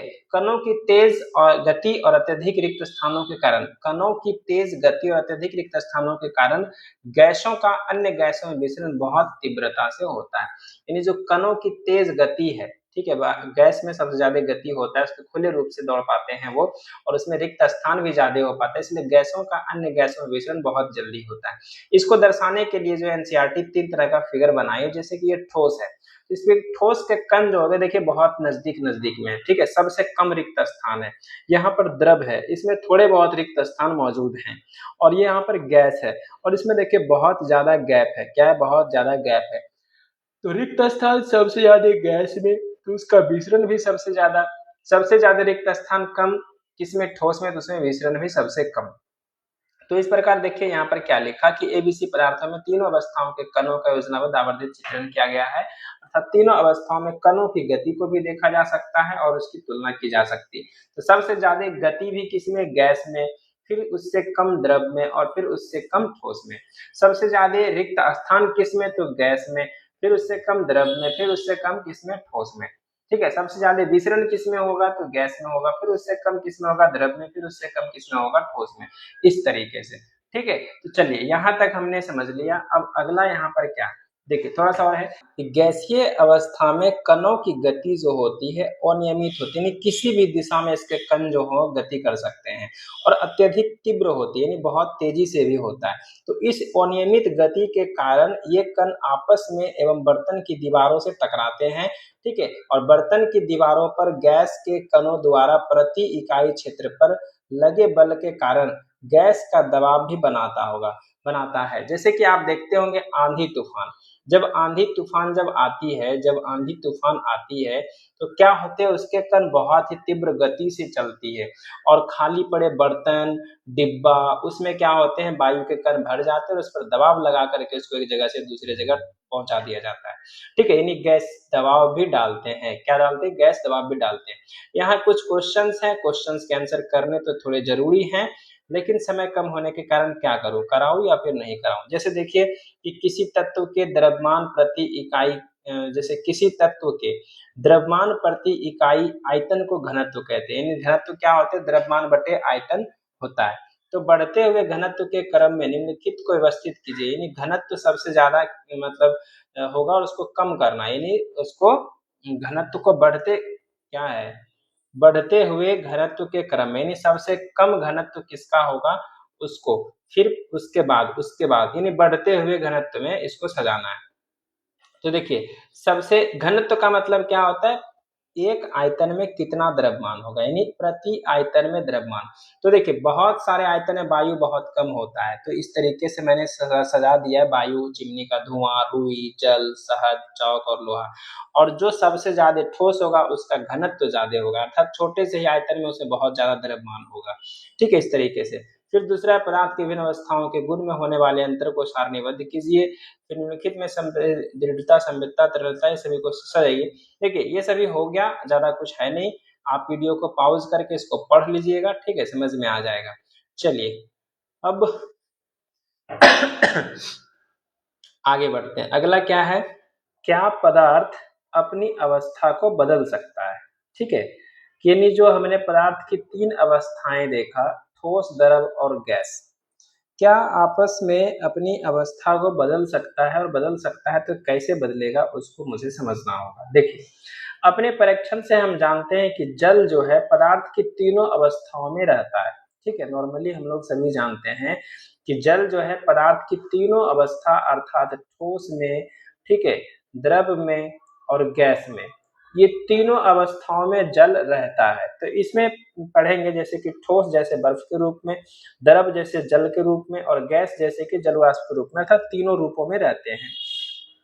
तो अब मुझे जानना ये है कि अवस्था बदलने के दौरान पदार्थ के अंदर क्या होता है। जब अवस्था बदलती है, एक अवस्था से दूसरी अवस्था में जब जाती है, तो पदार्थ के अंदर क्या होता है, अवस्था के परिवर्तन से पदार्थ के कणों पर क्या प्रभाव पड़ता है। ठीक है, यानी अवस्था परिवर्तन, जैसे कि ठोस से द्रव में गया, द्रव से गैस में गया, उसमें गैस मतलब पदार्थ के कण पर क्या प्रभाव पड़ता है, ये 2 क्वेश्चन जानना है। ठीक है, तो क्या हमें इन प्रश्नों का उत्तर खोजना नहीं चाहिए, बिल्कुल खोजना चाहिए, तभी हमारे कंसेप्ट अच्छे तरीके से क्लियर होंगे। तो इसी भाग का एक पार्ट आता है तापमान परिवर्तन का प्रभाव। देखिए तापमान परिवर्तन मतलब क्या है, जब पदार्थ में हम तापमान परिवर्तन करते हैं, जैसे कि एक प्रैक्टिकल इन्होंने कहा है और उस प्रैक्टिकल को लेंगे तो समझिएगा क्या क्या है, शॉर्टकट में आपको बताते हैं कि एक बीकर में 150 ग्राम बर्फ का टुकड़ा लीजिए, ठीक है, और उसके बाद उसको थर्मामीटर पर लटका करके बर्फ बर्फ बर्फ को छू रहा हो इस तरीके से, उसको इस तरीके से यहाँ पर गर्म कीजिए, यहाँ पर इस तरीके से नहीं, उसको गर्म करना है। तो धीमी आंच पर बीकर को गर्म करना शुरू कीजिए और जब बर्फ पिघलने लगे तो तापमान को नोट करिए। जब संपूर्ण बर्फ जल में परिवर्तित हो जाए तो तापमान नोट कीजिए। तो ठोस से द्रव अवस्था में होने वाले परिवर्तन का परीक्षण का नोट कीजिए, यानी जब ठोस से द्रव में परिवर्तित हुआ, यानी बर्फ से जब पानी बना तो इसमें क्या क्या हुआ उसको नोट करना है। फिर उसके बाद क्या कह रहा है कि अब एक बीकर में कांच की छड़ डालें और हिलाते हुए गर्म करिए जब तक जल उबलने ना लगे। यानी फिर से जब द्रव को क्या करना, हिलाते रहना और जल उसमें उबलना चाहिए, वहां तक उसको प्रयोग करना है। फिर उसके बाद थर्मामीटर की माप से बराबर नजर रखिए और जब तक कि अधिकतर जलवाष्प ना बन जाए, यानी अधिकतर यानी भाप पूरा हो जाना चाहिए, तब तक इसको नोट करना है। और जल के द्रव अवस्था से गैसीय अवस्था में परिवर्तन में परीक्षण को नोट करिए। यानी सीधा सीधी कह रहा है इस तरीके से कि आप एक बीकर लीजिए, नीचे बर्नर गैस जलाइए, इसमें बर्फ रखिए। बर्फ रखने के बाद जो है इसमें क्या होगा, आप जब इसको गर्म करेंगे, हिला डुलाएंगे तो पहले पानी बनेगा, यानी बर्फ से क्या बनेगा, जल बनेगा। क्या बनेगा, जल बनेगा। और जल से फिर क्या बनेगा, जलवाष्प बनेगा। यानी तापमान को आप बढ़ाते रहिएगा तो क्या बनेगा, इस तरीके से होगा। ठीक है, जैसे देखिए यहाँ जल जल को फिर जब करेंगे तो यहाँ पर क्या हो जाएगा, जलवाष्प बन जाएगा। तो इसी में हम फाइनली पढ़ते हैं यहाँ पर रिजल्ट्स के ऊपर। तो ठोस के तापमान को बढ़ाने पर उसके कणों की गतिज ऊर्जा बढ़ जाती है। क्या होता है कि ठोस के तापमान को जब हम बढ़ाते हैं तो गतिज ऊर्जा क्या होता है, बढ़ जाती है, कणों की गतिज ऊर्जा बढ़ जाती है। और गतिज ऊर्जा में वृद्धि होने के कारण जो होते हैं, कण अधिक तेजी से कंपन करने लगते हैं।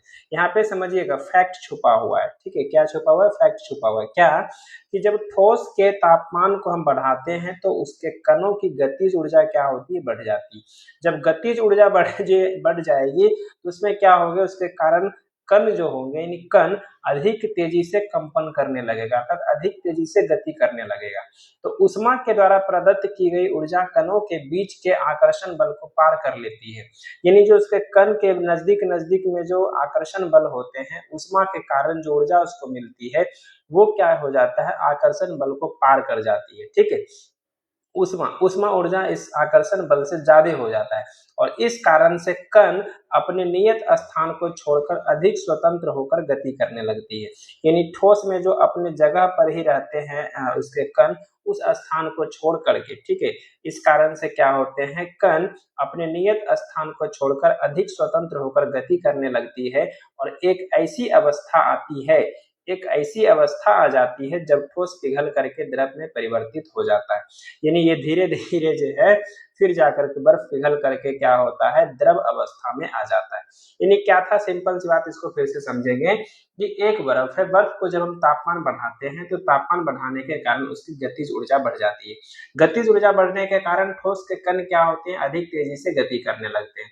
अधिक तेजी से गति करने के कारण उसमें क्या होता है कि वो पहले तो ऊर्जा, पहले जो ऊष्मीय ऊर्जा हम देते हैं, ऊष्मा के कारण दी गई ऊर्जा, यानी ऊष्मीय ऊर्जा धीरे धीरे धीरे धीरे जो कणों के बीच आकर्षण बल को पार कर जाता है, यानी कणों के आकर्षण बल से ज्यादा हो जाता है। और जैसे ही ज्यादा होता है तो कण क्या होते हैं, अपने नियत स्थान से छोड़ करके, यानी अपने जगह से हट करके पूरे स्वतंत्र रूप से घूमने लगता है, तब बर्फ पिघलने लगता है। और पिघलते पिघलते कैसी अवस्था आती है कि ठोस जो है पूरी तरीके से पिघल करके द्रव अवस्था में परिवर्तित हो जाता है। क्लियर? तो यहाँ पर ये एक प्रक्रिया हुआ। अब यहाँ पर समझिएगा जिस, ठीक है, यहाँ पर अब क्या लिखा है, जिसके बाद क्या है समझिए, यहाँ पर जिस न्यूनतम ताप पर ठोस पिघल करके द्रव बन जाता है वह इसका गलनांक है। अर्थात जिस न्यूनतम ताप पर, ठीक है, जिस न्यूनतम ताप पर ठोस पिघल करके द्रव बनता है उस तापमान को हम क्या कहते हैं, गलनांक कहते हैं, अर्थात मेल्टिंग पॉइंट कहते हैं। क्या कहते हैं, मेल्टिंग पॉइंट कहते हैं। और किसी भी ठोस का गलनांक जो होता है उसके कणों के बीच आकर्षण बल की सामर्थ्यता को दिखाता है। जो थोड़े से ही कम में पिघल जाएगा उसमें आकर्षण बल कम होगा और जो बहुत ज्यादा तापमान लेने पे ही मतलब बहुत ज्यादा समय लेगा अर्थात ज्यादा तापमान उसको चाहिए, तो उसका मतलब है कि उसके कणों के बीच ज्यादा आकर्षण बल है। समझ गए? तो अर्थात किसी ठोस कण का जो गलनांक है वो क्या बताता है, उसके कणों के बीच आकर्षण बल की सामर्थ्यता को बताता है कि कितना आकर्षण बल मजबूत है। ठीक है, तो इस तरीके से बर्फ का गलनांक कितना होता है, तो बर्फ का गलनांक जो होगा वो आपका 273.15 केल्विन होता है। और गलने की प्रक्रिया यानी ठोस से द्रव में परिवर्तन की क्रिया यानी ठोस से द्रव अवस्था में परिवर्तन को संगलन कहते हैं। क्या कहते हैं? संगलन कहते हैं। ये ध्यान दीजिए क्या है यहाँ पर कि ठोस, ठीक है, क्या है यहाँ पर देखिए, ठोस से द्रव अवस्था में परिवर्तन को संगलन कहते हैं। क्या कहते हैं? संगलन कहते, संगलन भी कहते हैं। और किसी ठोस के गलने की प्रक्रिया में तापमान समान रहता है, ऐसे में उसमें ऊर्जा कहाँ जाती है, इसको हम पढ़ते हैं थोड़ा देर रुकने के बाद। क्या रुकना है, कहाँ रुकना है, समझिए। यहाँ पर एक जानकारी दी हुई है, वो जानकारी यह है कि तापमान की अंतरराष्ट्रीय मात्रक जो होता है यानी एसआई मात्रक जो होता है वो होता है केल्विन। क्या होता है? केल्विन। और केल्विन मतलब 0 डिग्री सेल्सियस बराबर होता है 273 केल्विन। ठीक है, 0 डिग्री सेल्सियस बराबर कितना होता है? 273 केल्विन। तो यानी इसका मतलब ये है कि जब आपको सेल्सियस से केल्विन में जाना पड़े तो आप क्या करेंगे, सेल्सियस में 273 जोड़ देंगे तो आपको केल्विन में मिल जाएगा। और जब आपको केल्विन से डिग्री सेल्सियस में जाना पड़े तब आपको केल्विन में से 273 घटा देंगे तो आपको डिग्री सेल्सियस में आंसर मिल जाएगा। अब देखिए इस लाइन का जो मतलब है, इस लाइन का जो मतलब है उसका मतलब ये है कि जैसे कि मान लिया जाए ये बीकर था, इसमें छोटे छोटे बर्फ थे, ठीक है, और उसका बाद यहाँ पर पूरा पानी पिघल के जल बन गया। तो यहाँ पर देखेंगे कि मान लिया जाए कि यहाँ पर तापमान 0 डिग्री सेल्सियस है या फिर 1 डिग्री सेल्सियस है।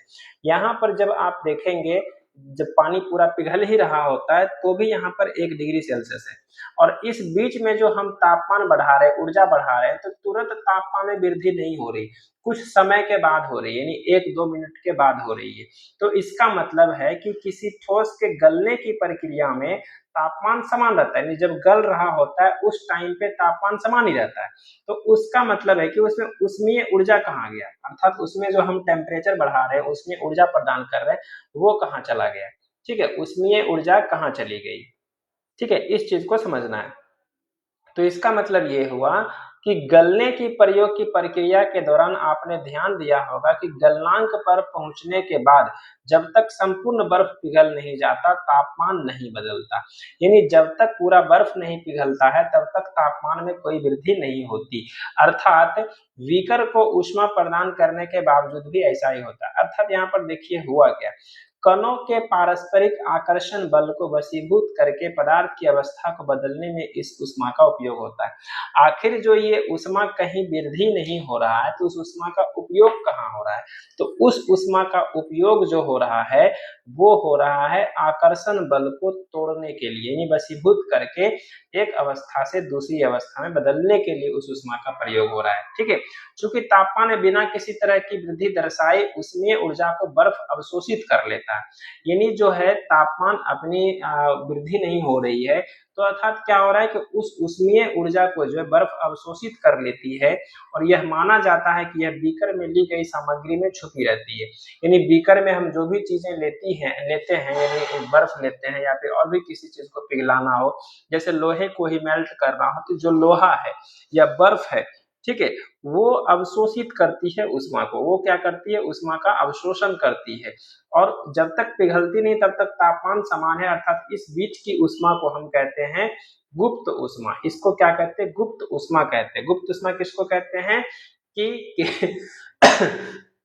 किसी ठोस को, ठीक है, गलन प्रक्रिया के दौरान तापमान में वृद्धि का नहीं होना, और उस तापमान को जो है उस उष्मीय ऊर्जा का प्रयोग जो है क्या होता है, यहाँ पर आकर्षण बल को तोड़ने के लिए किया जा रहा होता है। ठीक है, और बर्फ के द्वारा या फिर पदार्थ के द्वारा अवशोषित ऊष्मा को हम कहते हैं गुप्त ऊष्मा। ठीक है, तो यहाँ पर गुप्त अभिप्राय का छुपा हुआ मतलब क्या है कि वायुमंडलीय दाब पर 1 किलोग्राम ठोस को उसके गलन में द्रव में बदलने के लिए जितनी उष्मीय ऊर्जा की आवश्यकता होती है उसे संगलन की प्रसुप्त ऊष्मा कहते हैं। इसका मतलब क्या है कि वायुमंडलीय दाब पर 1 किलोग्राम ठोस को उसके गलनांक पर द्रव में बदलने के लिए जितनी ऊष्मीय ऊर्जा की आवश्यकता होगी उसकी हम प्रसुप्त ऊष्मा कहते हैं। ठीक है, अर्थात एक मतलब वायुमंडलीय दाब पर यानी नॉर्मल टेम्परेचर पर जो है वायुमंडलीय प्रेशर पर 1 किलोग्राम ठोस को अगर उसको गलन करना हो अर्थात द्रव में परिवर्तित करना हो तो जितनी ऊष्मीय ऊर्जा की आवश्यकता होगी उस ऊष्मीय ऊर्जा को हम क्या कहेंगे, प्रसुप्त ऊष्मा कहेंगे, संगलन की प्रसुप्त ऊष्मा कहेंगे। इस आधार पर जो है इस आधार पर 0 डिग्री सेल्सियस पर यानी 273 केल्विन पर जल के कणों की ऊर्जा उसी तापमान पर बर्फ के कणों की ऊर्जा से अधिक होती है। अर्थात अगर हम कहें कि एक जो है 0 डिग्री सेल्सियस का बर्फ है और 0 डिग्री सेल्सियस का ही जल है तो यहाँ पर क्या होगा, कणों की ऊर्जा किस में ज्यादा होगी, तो जल में ज्यादा होगा। देखिए यानी क्या लिखा है कि उसी तापमान पर बर्फ के कणों की ऊर्जा से अधिक होगी, किसका, जल के कणों की ऊर्जा। इसको जब आप पढ़ेंगे यहाँ वाला लाइन कि जल के कणों की ऊर्जा उसी तापमान पर यानी 0 डिग्री सेल्सियस या 273 केल्विन पर जल के कणों की ऊर्जा उसी तापमान पर बर्फ के कणों की ऊर्जा से अधिक होती है। क्यों अधिक होती है, क्योंकि जो बर्फ होता है उसको पिघलने के बाद जब जल बनेगा, क्या बनेगा, जल बनेगा, तो जल बनने के दौरान जो है उसके बीच में गुप्त ऊष्मा छिपी रहती है। अर्थात गुप्त ऊष्मा के कारण जो होता है ऊष्मीय ऊर्जा उसमें घुसी हुई है और इस कारण से जल के कणों की मतलब ऊर्जा जो होगा बर्फ के कणों की ऊर्जा से अधिक होगा। क्लियर। अर्थात अब हम आगे बढ़ते हैं।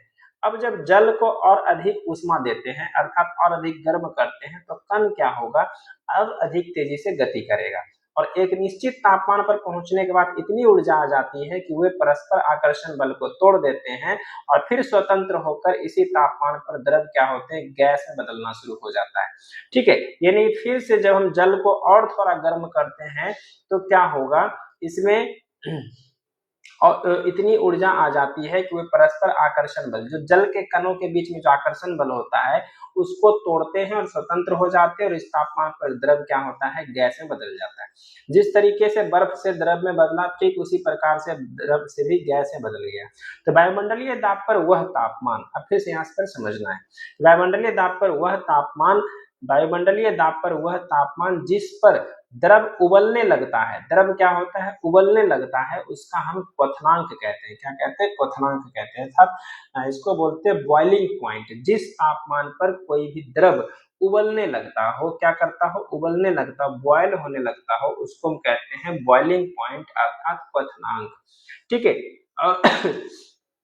और इस प्रक्रिया में क्या होता है, तब तक इसको इतनी ऊर्जा मिल चुकी होती है कि वे वाष्प में परिवर्तित हो जाती है। तो जल के लिए यह जो बॉइलिंग पॉइंट है अर्थात क्वथनांक जो है वो कितना है, 373 केल्विन है अर्थात 100 डिग्री सेल्सियस है। कितना है, 100 डिग्री सेल्सियस है। अब क्या आप वाष्पीकरण की गुप्त ऊष्मा को परिभाषित कर सकते हैं, इसका भी देखिए वही है। जैसे मान लिया जाए कि ये एक कटोरी है और इसमें क्या है, आपका जल रखा हुआ है। अब नॉर्मल जल से इसको गैस बन करके उड़ने में क्या होगा, 2-3 मिनट का तो समय लगेगा ही। तो 2-3 मिनट तक जो उष्मीय ऊर्जा जा रही है, जो उष्मीय ऊर्जा हम इसको दे रहे हैं, तो वही है वाष्पीकरण की गुप्त ऊष्मा। अर्थात जल के अंदर कुछ ऊर्जा या उष्मीय ऊर्जा क्या हो गया, समावेशित हो गया, यानी अवशोषित कर लिया गया जल के कणों के द्वारा। तो जल यानी पदार्थों के द्वारा अवशोषित उष्मीय ऊर्जा को ही गुप्त ऊष्मा कहा जाता है, बस इतना जान लीजिए। ठीक है, अब यहाँ पर क्या है कि संगलन की प्रसुप्त ऊष्मा, तो यहाँ वही भी है, यानी जब गलन, संगलन का मतलब क्या, मेल्टिंग। तो मेल्टिंग के प्रक्रिया के दौरान मान लीजिए कि यहाँ पर इतना वो लोहा है, अब इसको पिघला करके एक द्रव बना रहे हैं, तो लोहा से द्रव बदलने के लिए यहाँ पर क्या होगा, इसका टेम्परेचर तो बढ़ता जाएगा, टेम्परेचर बढ़ाते जाएंगे, लेकिन यहाँ पर तापमान में उतनी कोई वृद्धि नहीं होगी। तो लोहा के कण के द्वारा क्या हुआ, इस उष्मीय ऊर्जा को अवशोषित कर लिया जाएगा। ठीक है, तब जाकर के कुछ टेम्परेचर बहुत अधिक होने के बाद वो पिघलना शुरू होगा। तो इसके बीच का जो उष्मा है वो जो कि लोहा के कण के द्वारा अवशोषित कर लिया गया, उस अवशोषित कण को हम क्या कहते हैं, गुप्त उष्मा कहते हैं। और प्रसुप्त उष्मा जिस पर उबलने लगता है या क्वथनांक होता है, ये मतलब क्या बोलते हैं, किधर था प्रसुप्त उष्मा, यहाँ पर जब वो पिघलने लगेगा तो उसके लिए उसको बोलेंगे प्रसुप्त उष्मा बोलेंगे। चलिए इतना ही था और ज्यादा कुछ नहीं था। अर्थात हम यहाँ पर ये कह सकते हैं, यहाँ पर नीचे में कि 373 केल्विन तापमान पर, 373 केल्विन तापमान पर क्या हो गया? अर्थात वाष्प क्या है? अर्थात वाष्प जो है, वाष्प के कण, ठीक है, वाष्प के कणों में, ठीक है, वाष्प के कणों में उसी तापमान पर पानी के कणों से अधिक ऊर्जा होगी। जैसे मैंने भी आपको बताया कि जल के कणों में बर्फ की तुलना में अधिक ऊर्जा होती, क्यों? क्योंकि उसके बीच में थोड़े बहुत उसमें ऊर्जा छुपी होती है, जिसको हम गुप्त ऊष्मा कहते हैं। उसी तरीके से नॉर्मल जल का तापमान और वाष्प के तापमान जो होंगे वो समान रहेंगे, लेकिन वाष्प के कणों का जो ऊर्जा होगा, ठीक है, वाष्प के कणों के बीच का जो ऊर्जा होगा उसी तापमान पर पानी के कणों से अधिक होगा। क्यों? क्योंकि उसमें गुप्त ऊष्मा छुपी होती है। ऐसा इसलिए होता है क्योंकि भाप के कणों ने वाष्पीकरण की गुप्त ऊष्मा के रूप में अतिरिक्त ऊष्मा अवशोषित कर लिया है। तो इस तरीके से क्या हुआ, देखिए कि जब ठोस अवस्था है, जब ठोस अवस्था को हम ऊष्मा दिए यानी गर्म किए तो वो द्रव अवस्था में बदला, फिर द्रव अवस्था को अगर फिर से हीट किए यानी ऊष्मा दिए तो गैसीय अवस्था में बदला।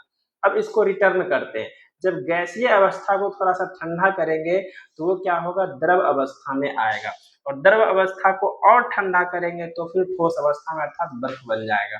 तो अतः हम यह कह सकते हैं, रिजल्ट पर आइए, अतः हम यह कह सकते हैं कि तापमान बदल करके हम पदार्थ को एक अवस्था से दूसरी अवस्था में बदल सकते हैं। अर्थात हम क्या कह सकते हैं कि तापमान बदलकर हम पदार्थ को एक अवस्था से दूसरी अवस्था में बदल सकते हैं। अर्थात हमने क्या सीखा कि गर्म करने पर पदार्थ की अवस्था बदल जाती है। हमने क्या सीखा कि गर्म करने पर पदार्थ की अवस्था बदल जाती है, और गर्म होने पर ये ठोस से द्रव और द्रव से गैस, और गैस मतलब ठोस से द्रव और द्रव से गैस बन जाते हैं। अर्थात क्या होता है, गर्म करने पर पदार्थ की अवस्था बदल जाती है, और गर्म करने पर ये ठोस से द्रव में और द्रव से गैस में बन जाते हैं। ठीक है, लेकिन कुछ ऐसे पदार्थ है जो द्रव अवस्था में परिवर्तित हुए बिना, और अब आपको यहाँ पर एक नया परिभाषा पहले से जानते होंगे आप लोग जो बीपीएससी की तैयारी करते हैं, ठीक है, जो नहीं जानते मैं उनके लिए बता दूं कि जो पदार्थ, ठीक है, जो पदार्थ द्रव अवस्था में परिवर्तित हुए बिना ठोस अवस्था से सीधे गैस में बदल जाते हैं, ठीक है, सीधे गैस में और वाष्प में वापस ठोस में बदल जाते हैं। अर्थात गैस से सीधा ठोस और ठोस से सीधा क्या, गैस, ऐसा अगर बदलते हैं तो यहाँ पर देखिए, ठोस अवस्था से सीधे गैस, इसको बोलते हैं उदर्वपातन। क्या बोलते हैं? उदर्वपातन। और जो सीधा ठोस से, ठीक है, और गैस से सीधा ठोस में अगर बदलते हैं तो इसको बोलते हैं निक्षेपण। ये शायद आगे होगा, पढ़ सकते हैं, देखेंगे मिल रहा है कि नहीं। ठीक है, इसके लिए क्रियाकलाप दिया कि थोड़ा सा कपूर लें और इसके चूर्ण करके चीनी की प्याली में डाल दें। चीनी की प्याली मतलब चीन की मिट्टी में इसको डाल दीजिए, और एक कीप को उल्टा करके इस प्याली के ऊपर रख दीजिए। इस कीप के एक सिरे पर रुई का टुकड़ा रख दें, और अब धीरे धीरे गर्म करें। इससे क्या होगा, यह जो बिना मतलब गर्म करने के बाद ये सीधा क्या होगा, वाष्प में परिवर्तित हो जाएगा। तो यहाँ पर हो गया कपूर का उदर्वपातन, ये प्रक्रिया यहाँ पर दिखा गया। तो यहाँ पर क्या है कि द्रव अवस्था में परिवर्तित हुए बिना, देखिए यहाँ पर आपको रिजल्ट दे रहा है कि द्रव अवस्था में परिवर्तित हुए बिना ठोस अवस्था से सीधे गैस अवस्था में बदलने की प्रक्रिया को उदर्वपातन कहते हैं। क्या कहते हैं? उदर्वपातन कहते हैं। और गैस से सीधे ठोस में बनने की प्रक्रिया को निक्षेपण कहते हैं। क्या बोलते हैं? गैस से सीधे ठोस बनने की प्रक्रिया को निक्षेपण कहते हैं। तो तापमान परिवर्तन से समझ गए कि पदार्थ कैसे बदला जा सकता है। हम तापमान बढ़ाते चलेंगे, घटाते चलेंगे तो पदार्थ की अवस्था क्या होगी, चेंज होगी। तापमान बढ़ाने पर ठोस से द्रव, द्रव से गैस बनेगा, और तापमान घटाने पर गैस से द्रव। और देखिए यहाँ पर मैं लिख दूं आपको, ठीक है, तापमान बढ़ाने पर, अगर तापमान बढ़ाएंगे तो ठोस से क्या बनेगा, द्रव बनेगा, द्रव से क्या बनेगा, गैस बनेगा। और तापमान घटाने पर क्या होगा, तापमान घटाने पर, तापमान घटाने पर क्या होगा, गैस से द्रव बनेगा, और द्रव से फिर क्या बनेगा, ठोस बनेगा। ठीक है, द्रव से फिर क्या बनेगा, ठोस बनेगा। इस तरीके से चलिए, तो यहाँ पर तापमान परिवर्तन का प्रभाव हमने देखा कि तापमान में अगर बदलते हैं, बदलाव करते हैं तो किस तरीके से पदार्थों का जो है अवस्थाओं में परिवर्तन होता है। अब इसी तरीके से एक और है दाब परिवर्तन का प्रभाव। दाब परिवर्तन का प्रभाव देखते हैं, दाब बदलने से क्या क्या होता है। तो हम जानते हैं कि घटक कणों के बीच की दूरी में अंतर होने के कारण पदार्थों की विभिन्न अवस्थाओं में अंतर होता है। यानी जो पदार्थ हैं इसके कणों के बीच में ज्यादा दूरी होने के कारण ही पदार्थ की अवस्थाओं में भी अंतर होता है। जैसे हम यहाँ पर कहें कि किसी सिलेंडर में भरी गैस पर दाब लगाने और संपीड़न करने पर क्या होगा? क्या इसके कणों के बीच की दूरी कम हो जाएगी? क्या आपको लगता है कि दाब बढ़ाने या घटाने से पदार्थ की अवस्था में परिवर्तन हो सकता है? तो चलिए यहाँ पर एक एग्जाम्पल दिया गया, देखिए क्या एग्जाम्पल दिया गया है। ये पिस्टन है और ये सिलेंडर है और इसमें गैस के कण है, ठीक है। दाब बढ़ाने पर पदार्थ के कणों को समीप लाया जा सकता है अर्थात नजदीक लाया जा सकता है। इसका मतलब क्या है? इसमें गैस इतना है, इसके कण यहाँ है, यहाँ पिस्टन है, पिस्टन को प्रेस किया तो यहाँ पर देखिए थोड़ा सा यहाँ दबाया, और ज्यादा प्रेस किया तो यहाँ पर और ज्यादा हो गया। तो इसका मतलब है कि दाब बढ़ाने से क्या होगा?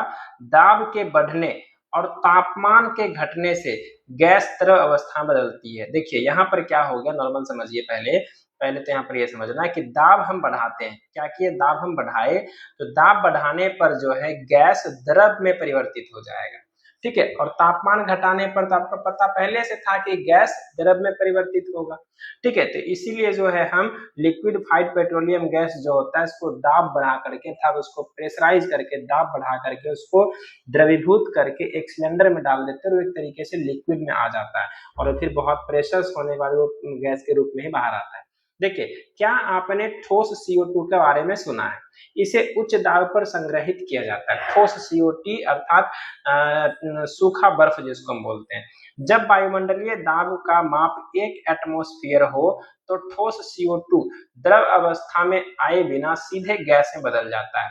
अर्थात जो सूखा बर्फ होता है ठोस CO2, ठीक है, इसको नॉर्मल टेम्परेचर यानी 1 एटमॉस्फेयर पर ये सीधा क्या होता है, बिना द्रव में आए सीधे गैस में परिवर्तित हो जाता है, ठीक है। बिना द्रव में आए ये परिवर्तित, इसी कारण से ठोस कार्बन डाइऑक्साइड को शुष्क बर्फ कहा जाता है।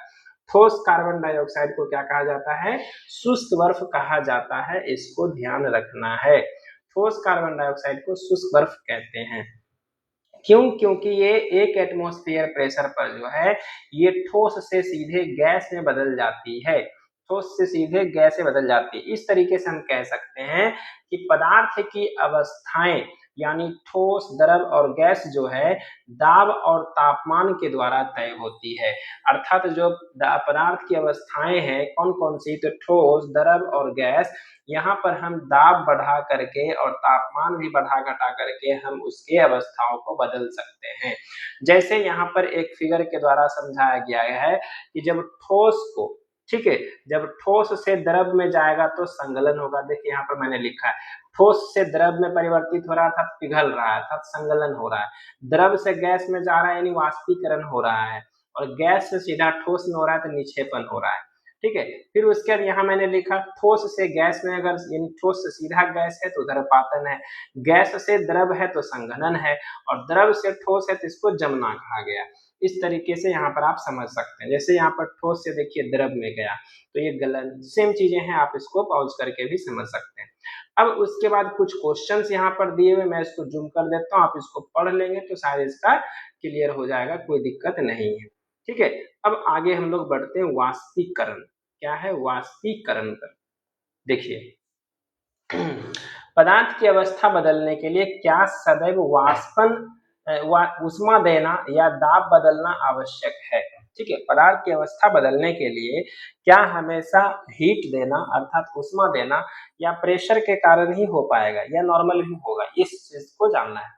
तो क्या आपने दैनिक जीवन में ऐसा कोई उदाहरण दे सकते हैं जिसमें बिना क्वथनांक पर पहुंचे हुए भी कोई द्रव अवस्था से, ठीक है, द्रव से वाष्प अवस्था में बदल जाता है? अर्थात देखिए यहाँ पर क्या है, यहाँ पर क्वेश्चन कह रहा है कि बिना किसी को गर्म किए ही बॉयल किए हुए क्या वो वाष्प बदल सकता है, वाष्प में परिवर्तित हो सकता है? तो उसका एक एग्जांपल यहाँ पे कह रहा है कि जल को खुला छोड़ देने पर यह धीरे धीरे वाष्प में परिवर्तित हो जाता है और इसीलिए नदियां सूख भी जाती है। आपको पता होगा, आप एक कटोरी पानी लेकर के, पूरा अभी गर्मी का मौसम है, उसको छत पे रख दीजिए, वो देखिए कि शाम तक उसमें कमी हो जाएगी और 3-4 दिनों में वो फिर खत्म हो जाएगा, इसमें धीरे धीरे वाष्पन होगा, ऐसा होगा, ठीक है। तो यहाँ और या फिर गीले कपड़े सूख जाते हैं, इन दोनों उदाहरणों में जल कहाँ गया? ठीक है, देखिए गीले कपड़े सूख जाते हैं और उसके बाद जल को खुला छोड़ देने पे ये धीरे धीरे वाष्प में परिवर्तित हो जाता है। तो इसका मतलब क्या है कि हम जानते हैं कि जो पदार्थ के कण हैं, हम जानते हैं कि जो पदार्थ के कण हैं वो हमेशा गतिशील होते हैं।